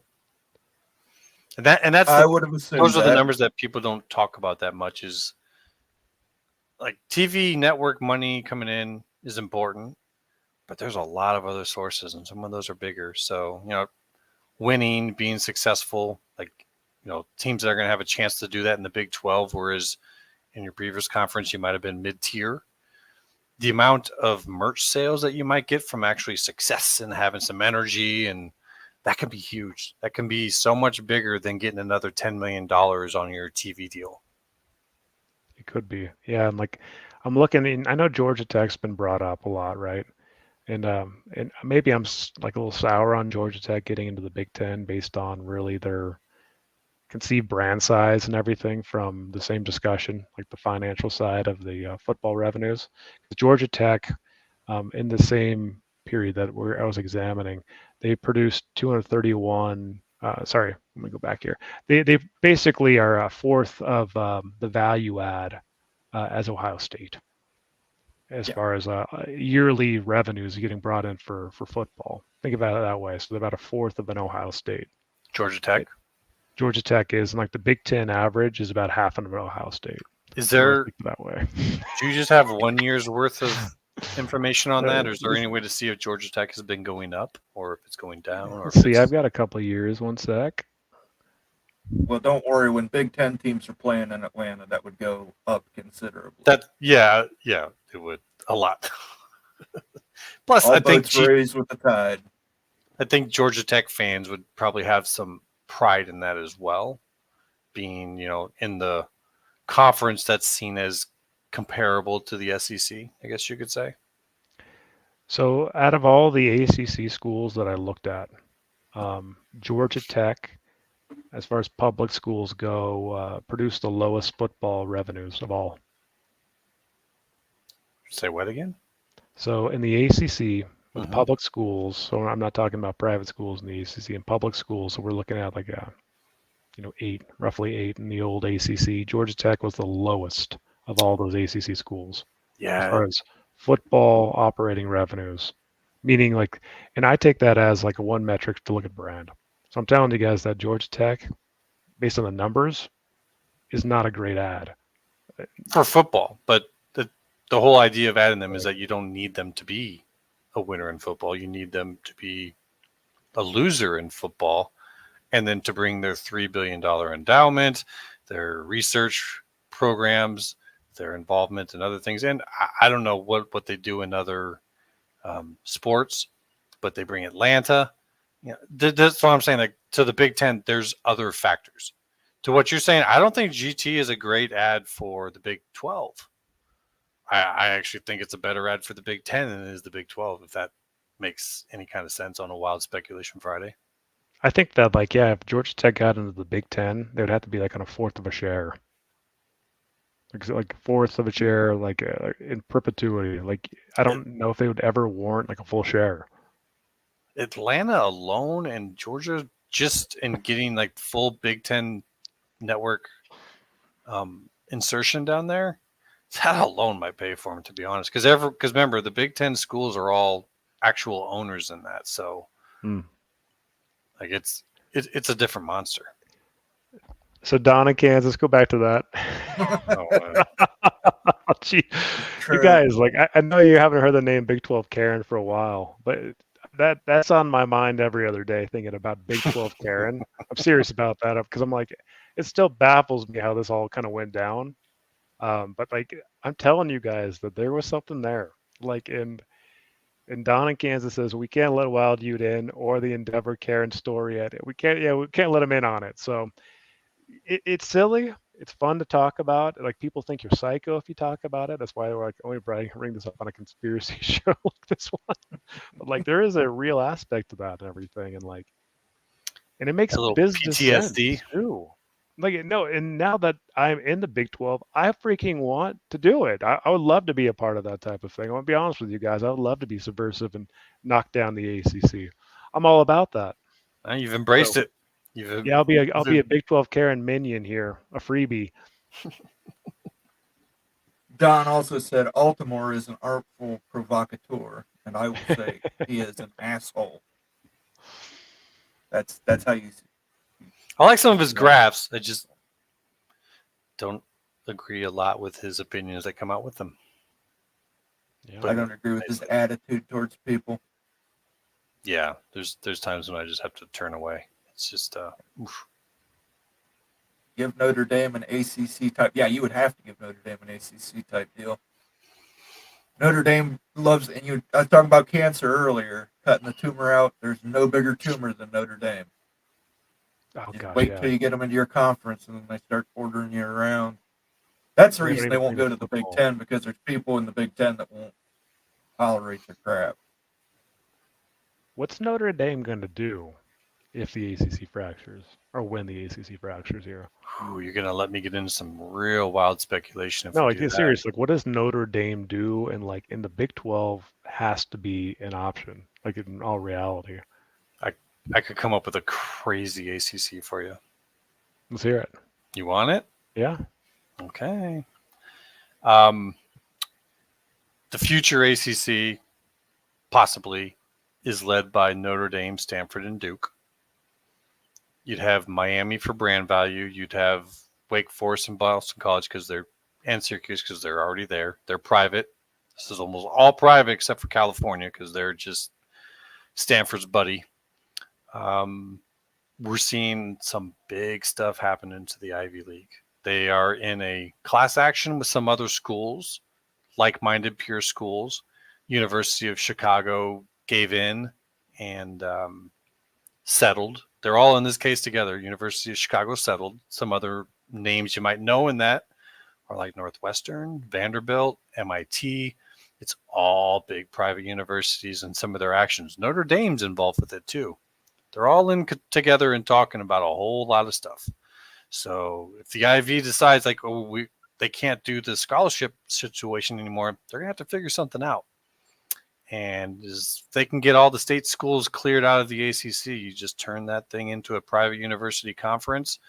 You got all these changes coming to the NCAA and trust funds and all these employment situations. Well, it might actually benefit you to be a private university at that point in time. There's a lot they don't have to report. So I think the IV8, maybe just in football or as a whole, would then come in and join the ACC. So add them to that list. Once you do that, if you're still filling, I would look at the academies. The Ivies all respect the military academies as institutions. So you bring in Army, Navy, maybe Air Force even is a little bit of help out there for Stanford. The likes of Tulane and Rice are nice roundouts. But if you have something like that going and you really want to go big, you look over at a Northwestern and a Vanderbilt and say, come on. And to me, that's the type of a conference that Notre Dame might join because they will be the preeminent football power there. But if you can imagine the likes of a Harvard or a Yale going all in on football, are you kidding me? Imagine them in NIL to blow everyone away. Imagine them if they actually want to buy a team, you're done. If you want to see Northwestern is spending almost $1 billion on their stadium upgrade, what do you think Harvard can do to upgrade theirs? So I think that the future of the ACC, if Notre Dame's to stay there long term, has to involve something like that. Otherwise, I think the lineup of Notre Dame in 2029 with their NBC deal lines up just too perfectly with the Big Ten's deal coming up for renegotiation in 2029. So that's my thing. I don't think that the ACC matches up with the Big 12 if all they're doing is backfilling with AAC schools. It was a nice story when it came out, and it showed that the ACC was actually looking towards the future, and they knew they're going to lose schools. But the only way they really make that something, in my opinion, is to make it something entirely different from everyone else and bring in that big money. I mean, I think Harvard has something like 18 billionaires, 20 billionaires that, are graduates from there. That's rare air. I mean, you want to count the number of millionaires, that's probably almost everyone that graduates from there. So something like that out of the left field is my wild speculation on where the ACC goes. And that's why I'm kind of not big on Washington State and Oregon State going to the ACC because those schools wouldn't want them there. And I know Tony Lawson out in chat right now think that's crazy, but I challenge anyone to tell me, okay, who got Notre Dame their AAU deal? Who got Miami their AAU deal? I used to think it was the Big Ten, not anymore. So, as you just said earlier, the ACC has only got a few schools in the AAU. That's not enough to get a vote. Who did it? Who got them those votes? Because $200 million of research is not getting Notre Dame in the door. They don't even do medical research. They hate the research that most of these schools do, like as a passion, but yet they got in. That is completely unexplainable. Somebody got them in. That's a payoff, in my opinion. You want some conspiracy out there speculation. Someone who could do that, who could get you that vote, got Notre Dame into the AAU for some reason. So people can come up with their own thoughts on it. That's mine at this point in time, that a large contingency within the AAU gave Notre Dame entry for something. We'll find out. I think it's hilarious that Notre Dame thinks they're above everybody else in college football. Like, as we've talked about before, like as far as their football operating revenues or merchandise sales, they're not even number one, guys. These guys act like they're so much like a cut above everybody else, but they're not even the biggest brand in football. I'm serious, like Texas is a bigger brand in football. Ohio State is arguably a bigger brand of football. Michigan, right there. Well, they'll tell you about that last national championship they won when Ronald Reagan was president. Yeah, Georgia is an emerging brand. Bama's right there. I mean, they're a top 5 to 7 brand in college football. Top 5, you probably would say, and everything. But they act like they're far and away just the greatest brand ever. So it's confusing to me, as a guy that lives out in the West, to see that, because I just don't understand it. Notre Dame hasn't been, won a national championship since what, 90s, 80s? 80. Yeah. But still like the second largest fan base. So, you're not wrong in everything you're saying, but we're talking about fan bases, and it's not always, sometimes it's just, the emotional, it's the tribal, it's, they see themselves as Notre Dame, and you see them as Notre Dame. Like, it's just two different perspectives. Where's Notre Dame's brand going to be after another 10 years? After the NBC deal, it comes into play, the Big Ten, the SEC, they're going to get paid more, right, per school than Notre Dame. That's my understanding, right? We don't really know what Notre Dame signed. We don't know the numbers on the NBC. They won't say it. They just came out and said that they're doing like a Hard Knocks type show on Peacock. So there's all kinds of terms to this deal that we just don't know about, and that show alone probably added some pay. But that's probably what they're having to do, is agree to all these different things in order to get the pay they wanted. So they have decided not to tell us that. And I'm real interested now. Like, once you start to see that they're doing shows like that, like, what all have they agreed to do in order to get the pay that they got, which we don't even know what that is. Like, you thought the Big 12 WWE crossover was bad. Just wait for the Notre Dame WWE crossover WrestleMania Irish Mania thing happens. Watch it. They're going to do one season of that, and the next year you'll see like half the team go in the transfer portal. Hell with that. You're a college kid, and all your dirty laundry is getting shown on TV. Like, it's one thing as a professional NFL player. It's another thing when you're just in college, man. It's a different story. I've got a question for you guys. So say that Ohio State got the genius idea of going independent. Who gets a better TV deal, Ohio State or Notre Dame as an Ohio independent? State. There you go. So we're talking about brands here. Ohio State, that just basically sums up that Ohio State's a bigger brand than Notre Dame. In a vacuum, yes. But let's do that exercise with Texas. Texas or Notre Dame? Who gets a bigger TV deal? Texas. Okay. There's another bigger brand. What about Alabama, Notre Dame? That's probably on par. Michigan, Notre Dame. Michigan. So Notre Dame's up top 5 brand, but they're not the most elite of the elite, which is just the craziest thing, because they act like they're the greatest thing ever. So does Michigan. Michigan's beat Ohio State 3 years in a row, and they want to leave off the other 17 of the last 18 that they've lost. It's arrogance. If you're from the Midwest, you understand it. You understand Notre Dame arrogance. You understand Michigan arrogance. You understand Ohio State arrogance. This is what I remember of Notre Dame. So I've got some personal experience. I went out to South Bend for Utah Notre Dame over a decade ago. Notre Dame was down, borderline top 25. Utah had a good team coming into South Bend, still getting with the Notre Dame fans. And they basically just told me straight up, you guys are going to kick our freaking butts today. They had no and so this great brand that we're talking about, everything, as a Utah fan, back then Utah wasn't even in the pack. I think they were still in the Mountain West, and Notre Dame fans saying, "Oh, you're going to kick our butts in South Bend." That will always paint me and change my mind on Notre Dame. Like, it's not some great brand and so elite and everything. No, not at all. Right. Well, you got to remember, and it's the same thing true for Ohio State fans and Michigan fans. Nobody gets down on themselves more than their fan base. Nobody hates Ohio State more than Ohio State fans. Nobody hates Michigan more than Michigan fans. Nobody hates Notre Dame more than Notre Dame fans. You've seen it right now. Ohio State had one loss this season, and their quarterback's in the transfer portal. I mean, off of one loss. Now, let me ask you this. If Utah had the seasons that Ohio State has had the last 5 years, winning Rose Bowls, having one-loss seasons, but lost to BYU every year, would you guys be as down as Ohio State is on?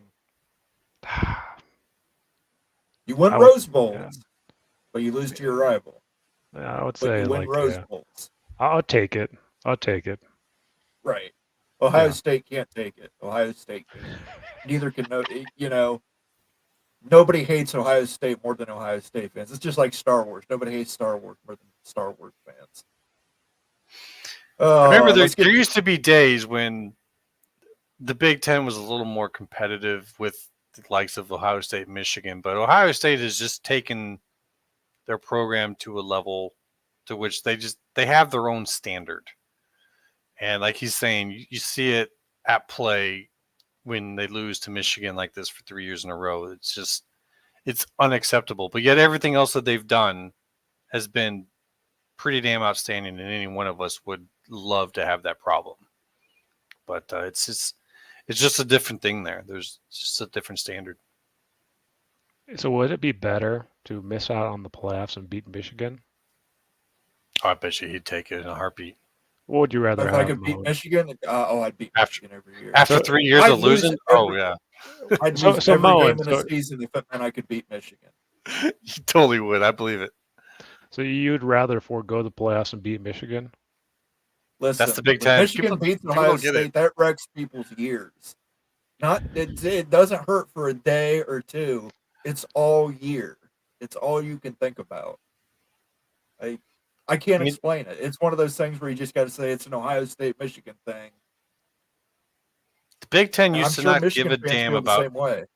They do feel the same way because I know a Michigan fan, a good buddy of mine, and he hates Ohio State so much, and he said the same freaking thing 3 years ago. I'll do anything to beat Ohio State. Anything. They did. They cheated. I mean, they did cheat. National championships are cool and all, but you do not want to listen to the fan base of the other school for an entire year until the next game. Like if you lose to them, like it's awful. It's while people think that it doesn't stop at the border. Like there's Michigan fans down in Ohio, and there's Ohio State fans up in Michigan, and they're just completely interspersed with each other. It's as a Big Ten fan from another school, we watch and it's like, okay, those are the crazy people, but they also kind of run our conference, so hopefully they don't kill each other. It's like that. I mean, that's why the Big Ten used to be. We don't really care about the rest of the conferences. It's you win the Big Ten, you go to the Rose Bowl. That's all that matters. And even as like BCS was picking up, and then with the CFP, there was still this old lingering feeling of you really only care what happens in the Big Ten. Like, the SEC's beating us. Okay, yeah, great. Who cares? We're the Big Ten. They're the SEC. It's, okay, whatever. It's like if the ACC was to beat the Ivy. You think like the Ivy folks are going to be like, oh no, what was us? Like that's kind of the mentality. Like there's a lot of hubris to it, and I'm sure, but yeah, like it's just strange. I'm surprised that Day is actually still there, to be honest. If he loses to Michigan next year, he's gone. Yeah, I mean, there's no doubt about. That's why they're going all tells out. You he's a good coach. Like that he's still there. That they think that highly of him. That he's still there, and they haven't, scapegoated. Well, he's a good coach, and he's a good human being, which is something that's rare in Ohio State history. So he's a great offensive coach. Urban Meyer and Tressel. Yeah. Don't even get me started on Tress. Here's a great question for Gibson. More of a comment. The travel for teams in the Big Ten and ACC going from coast to coast will be taxing. I don't disagree with you there. They definitely will be. Just want to get some business here, guys. I see we've got 70 viewers on the stream. If everybody could plunk down and hit that like button.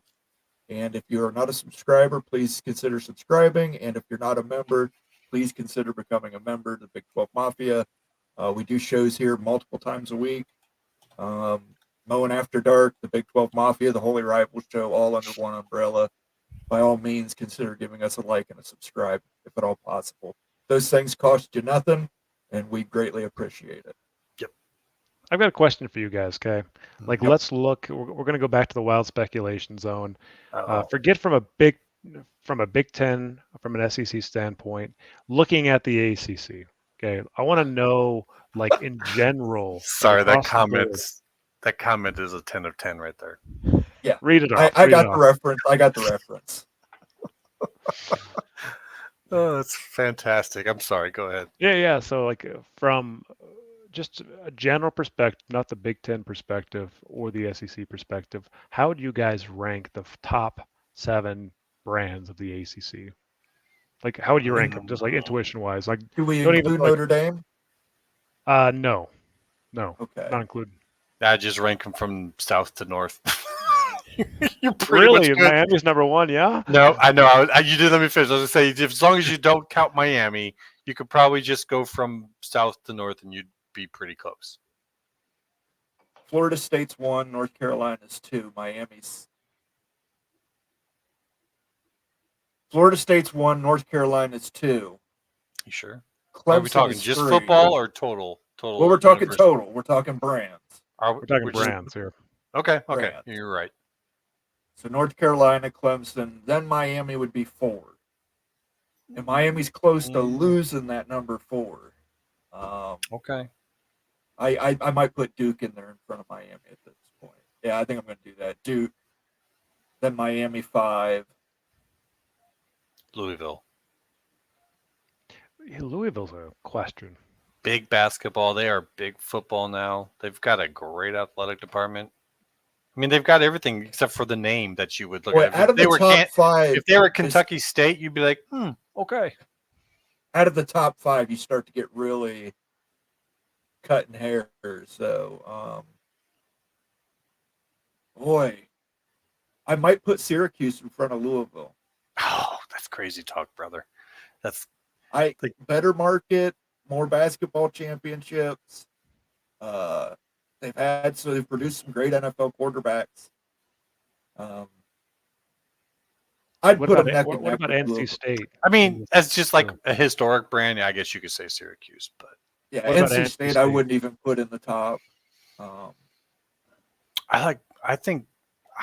don't know. Maybe I don't know Virginia why. Tech. I was just about to say, I like Virginia Tech, man. They've got a good Tech, history, yeah. great And then Boston College. atmosphere.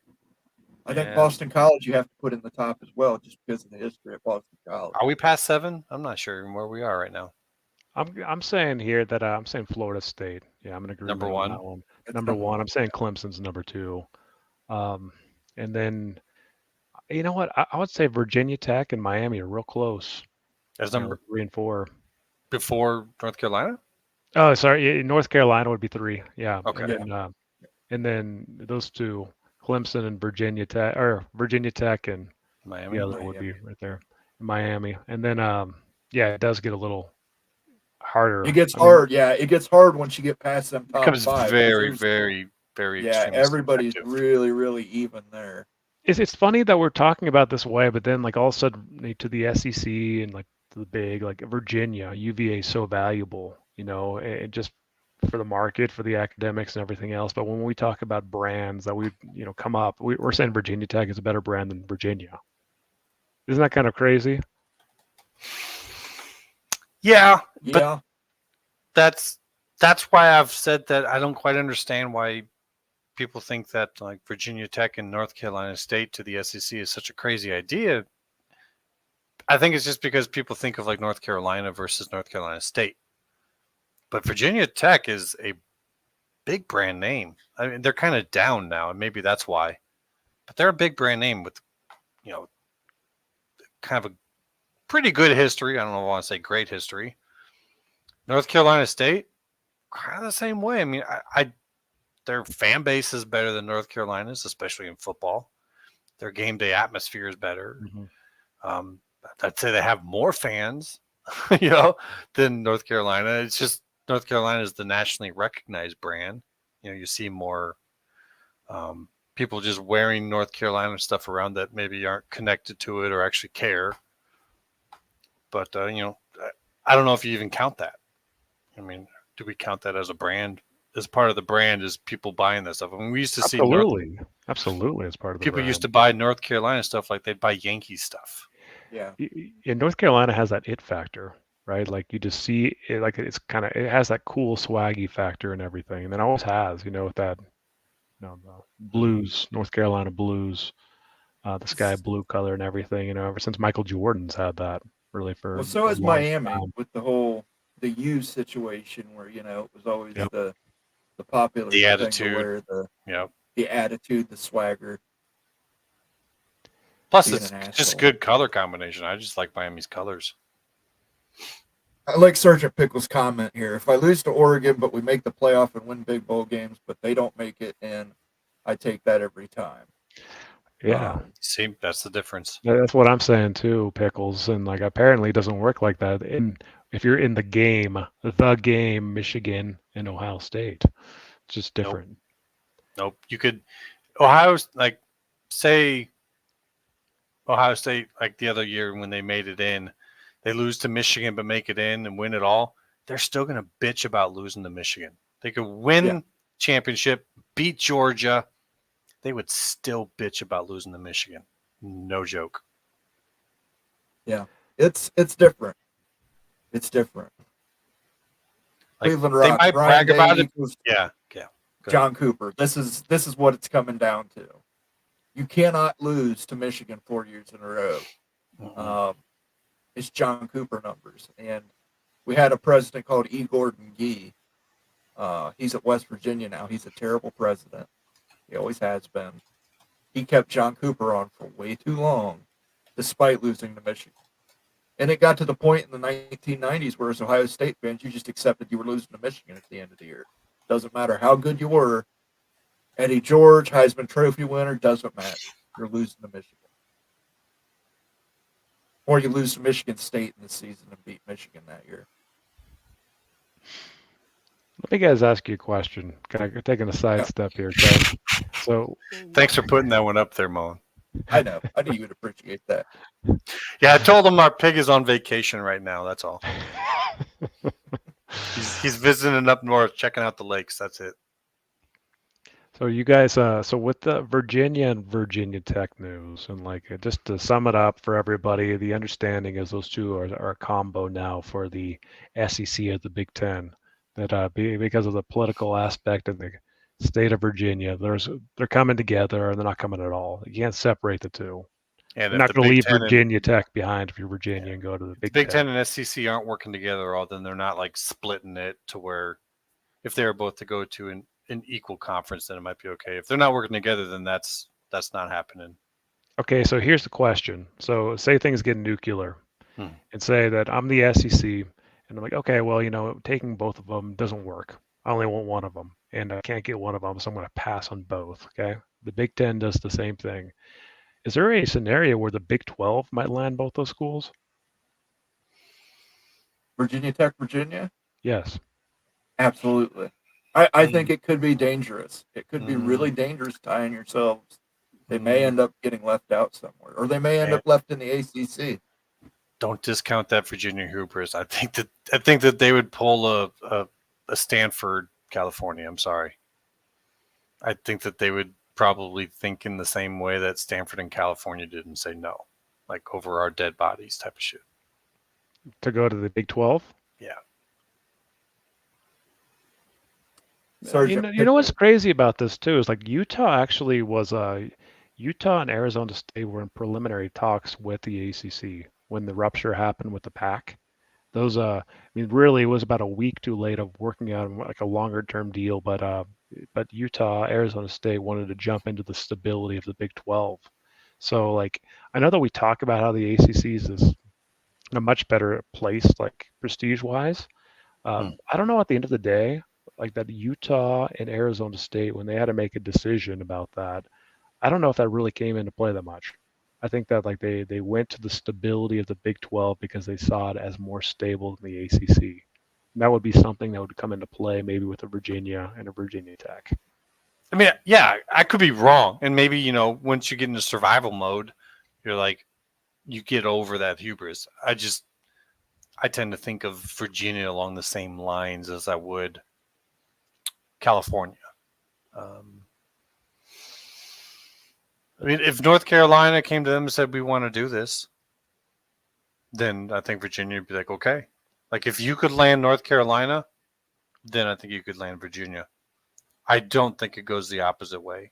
I don't think, like, if Virginia goes to North Carolina and says, hey, we want to go to the Big 12, I think North Carolina's going to be like, nah. So I would aim at North Carolina and North Carolina State if you're in that situation and I'm the Big 12. That's what I'm going after, especially with your basketball talk. I'd talk to North Carolina because North Carolina as a basketball brand is kind of going down. Virginia has been on an upward climb. So I would go into them and talk to them about how you can help rebuild that, what you're going to do in New York City. I'd try and sell North Carolina and North Carolina State, and then I think Virginia Tech and Virginia follow if you're going to plan it out. To answer your question, Sergeant Pickles, if it stopped Michigan from going to the playoffs, yes. If Michigan still got in the playoffs with the loss, no.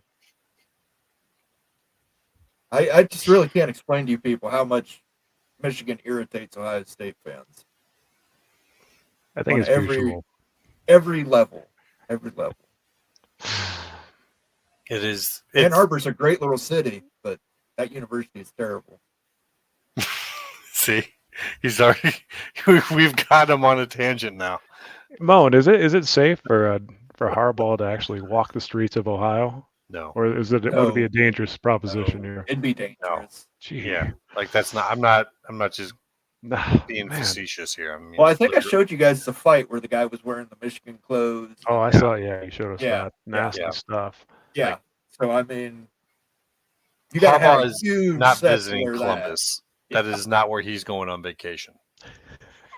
No, that's 1 million plus people who would probably all want to throttle him, except for maybe the 20,000 fans from Michigan who don't ever wear Michigan stuff in that city.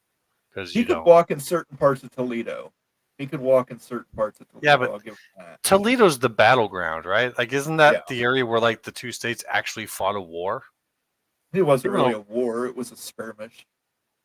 Yeah, I mean, they were killing each other over land. Kind of like we got Toledo and they got the Upper Peninsula, so yeah, that totally was like fair trade. A long time ago, and that hasn't been forgotten. There's some history, guys. Here, yeah. I need to bone up on my U.S. history. I didn't realize it's that. like a little strip of land. If you ever see a map that has it, you're like, what the heck is that?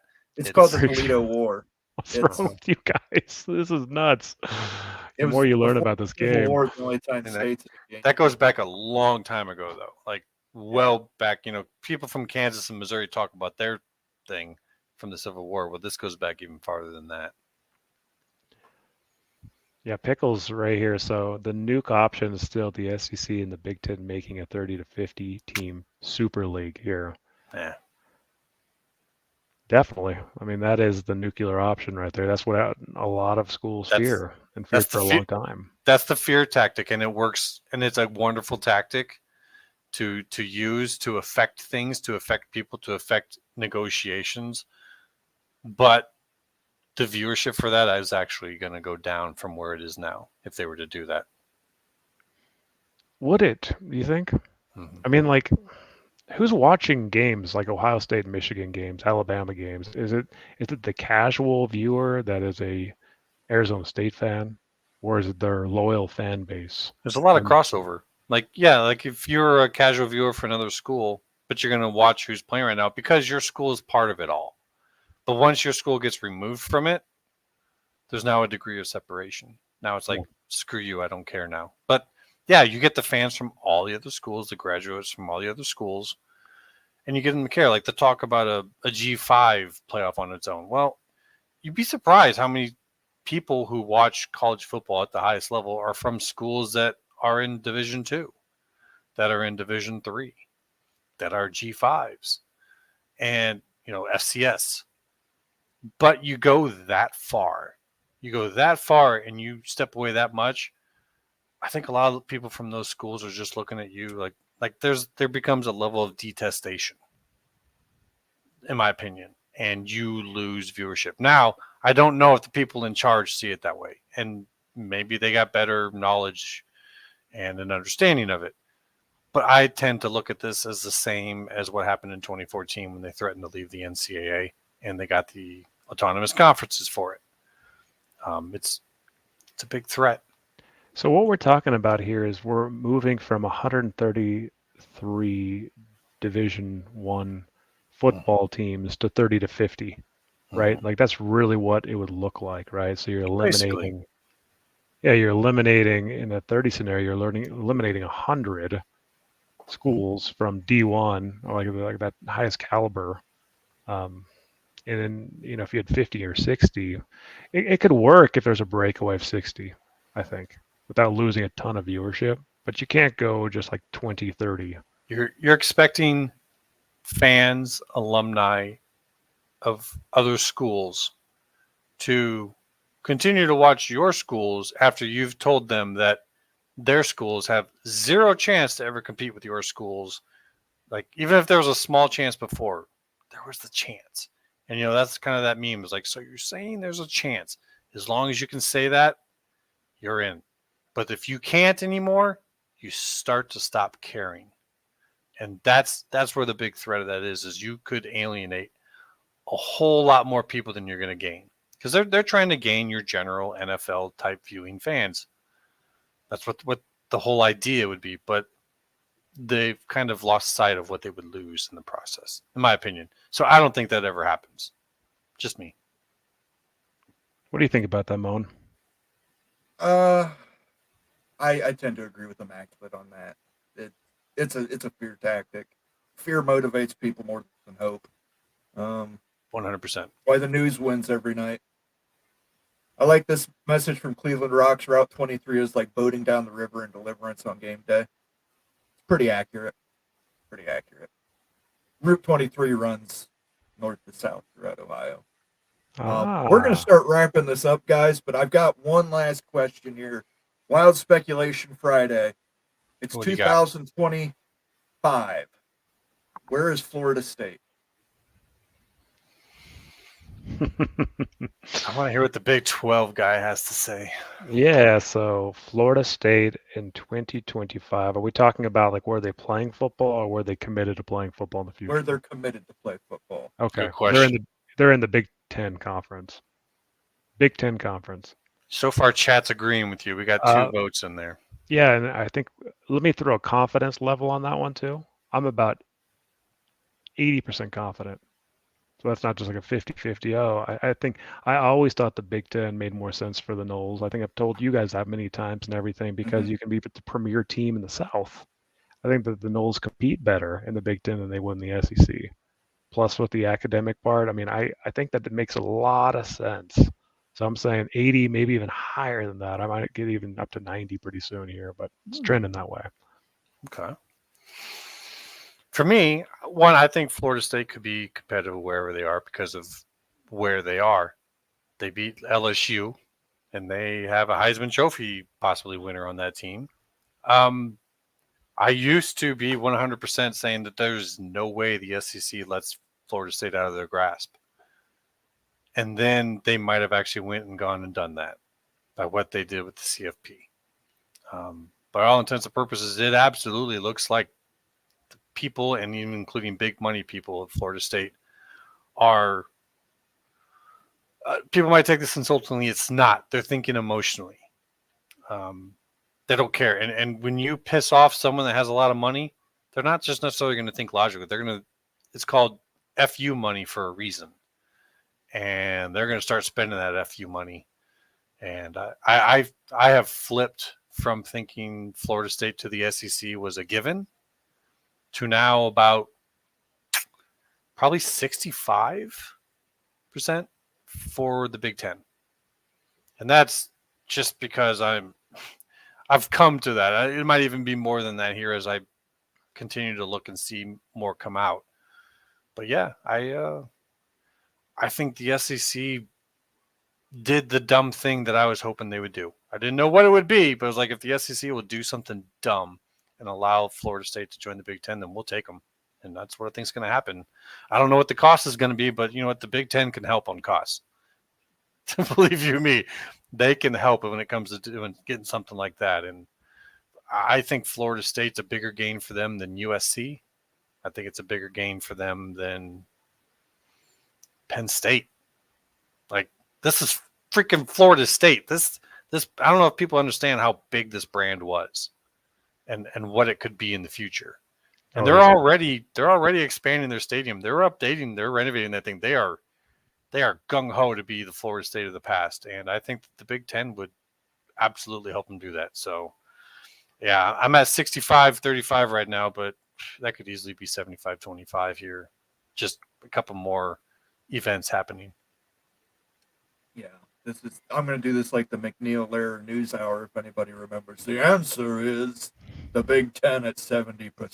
There it is. All right. That's close. Let's do Clemson now. Clemson, 2025. Where are they committed to play football?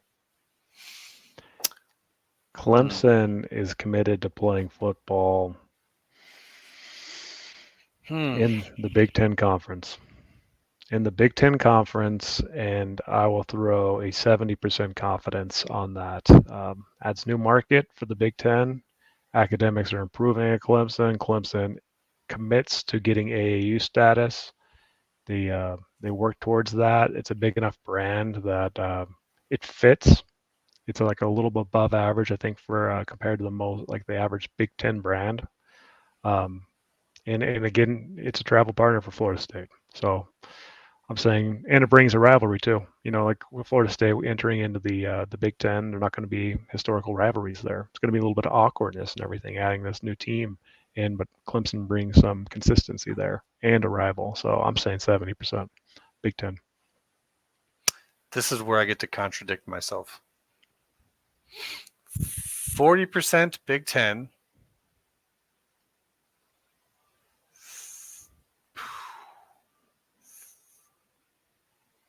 We're going to have to go higher. 50% Big Ten, 30% Big 12, 20% SEC.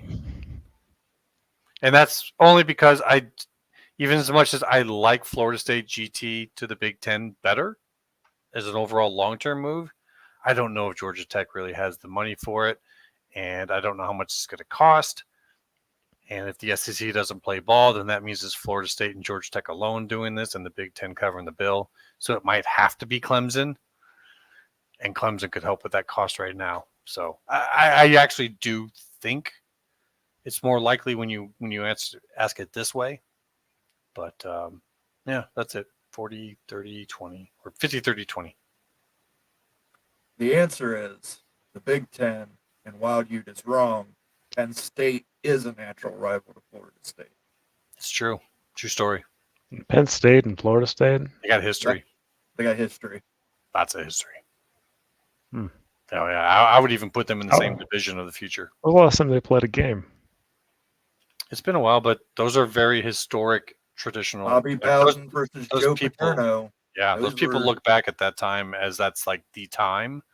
And so they look very fondly towards each other. I mean, Penn State has 0 rivals on their current schedule in the Big Ten, and it's not because they actually don't want any. They're waiting.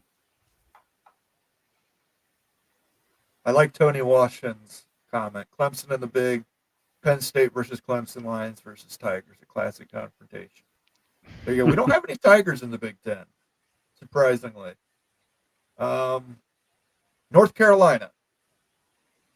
North Carolina is going to the SEC. Yep. And I'll put a 90% confidence on that. Okay.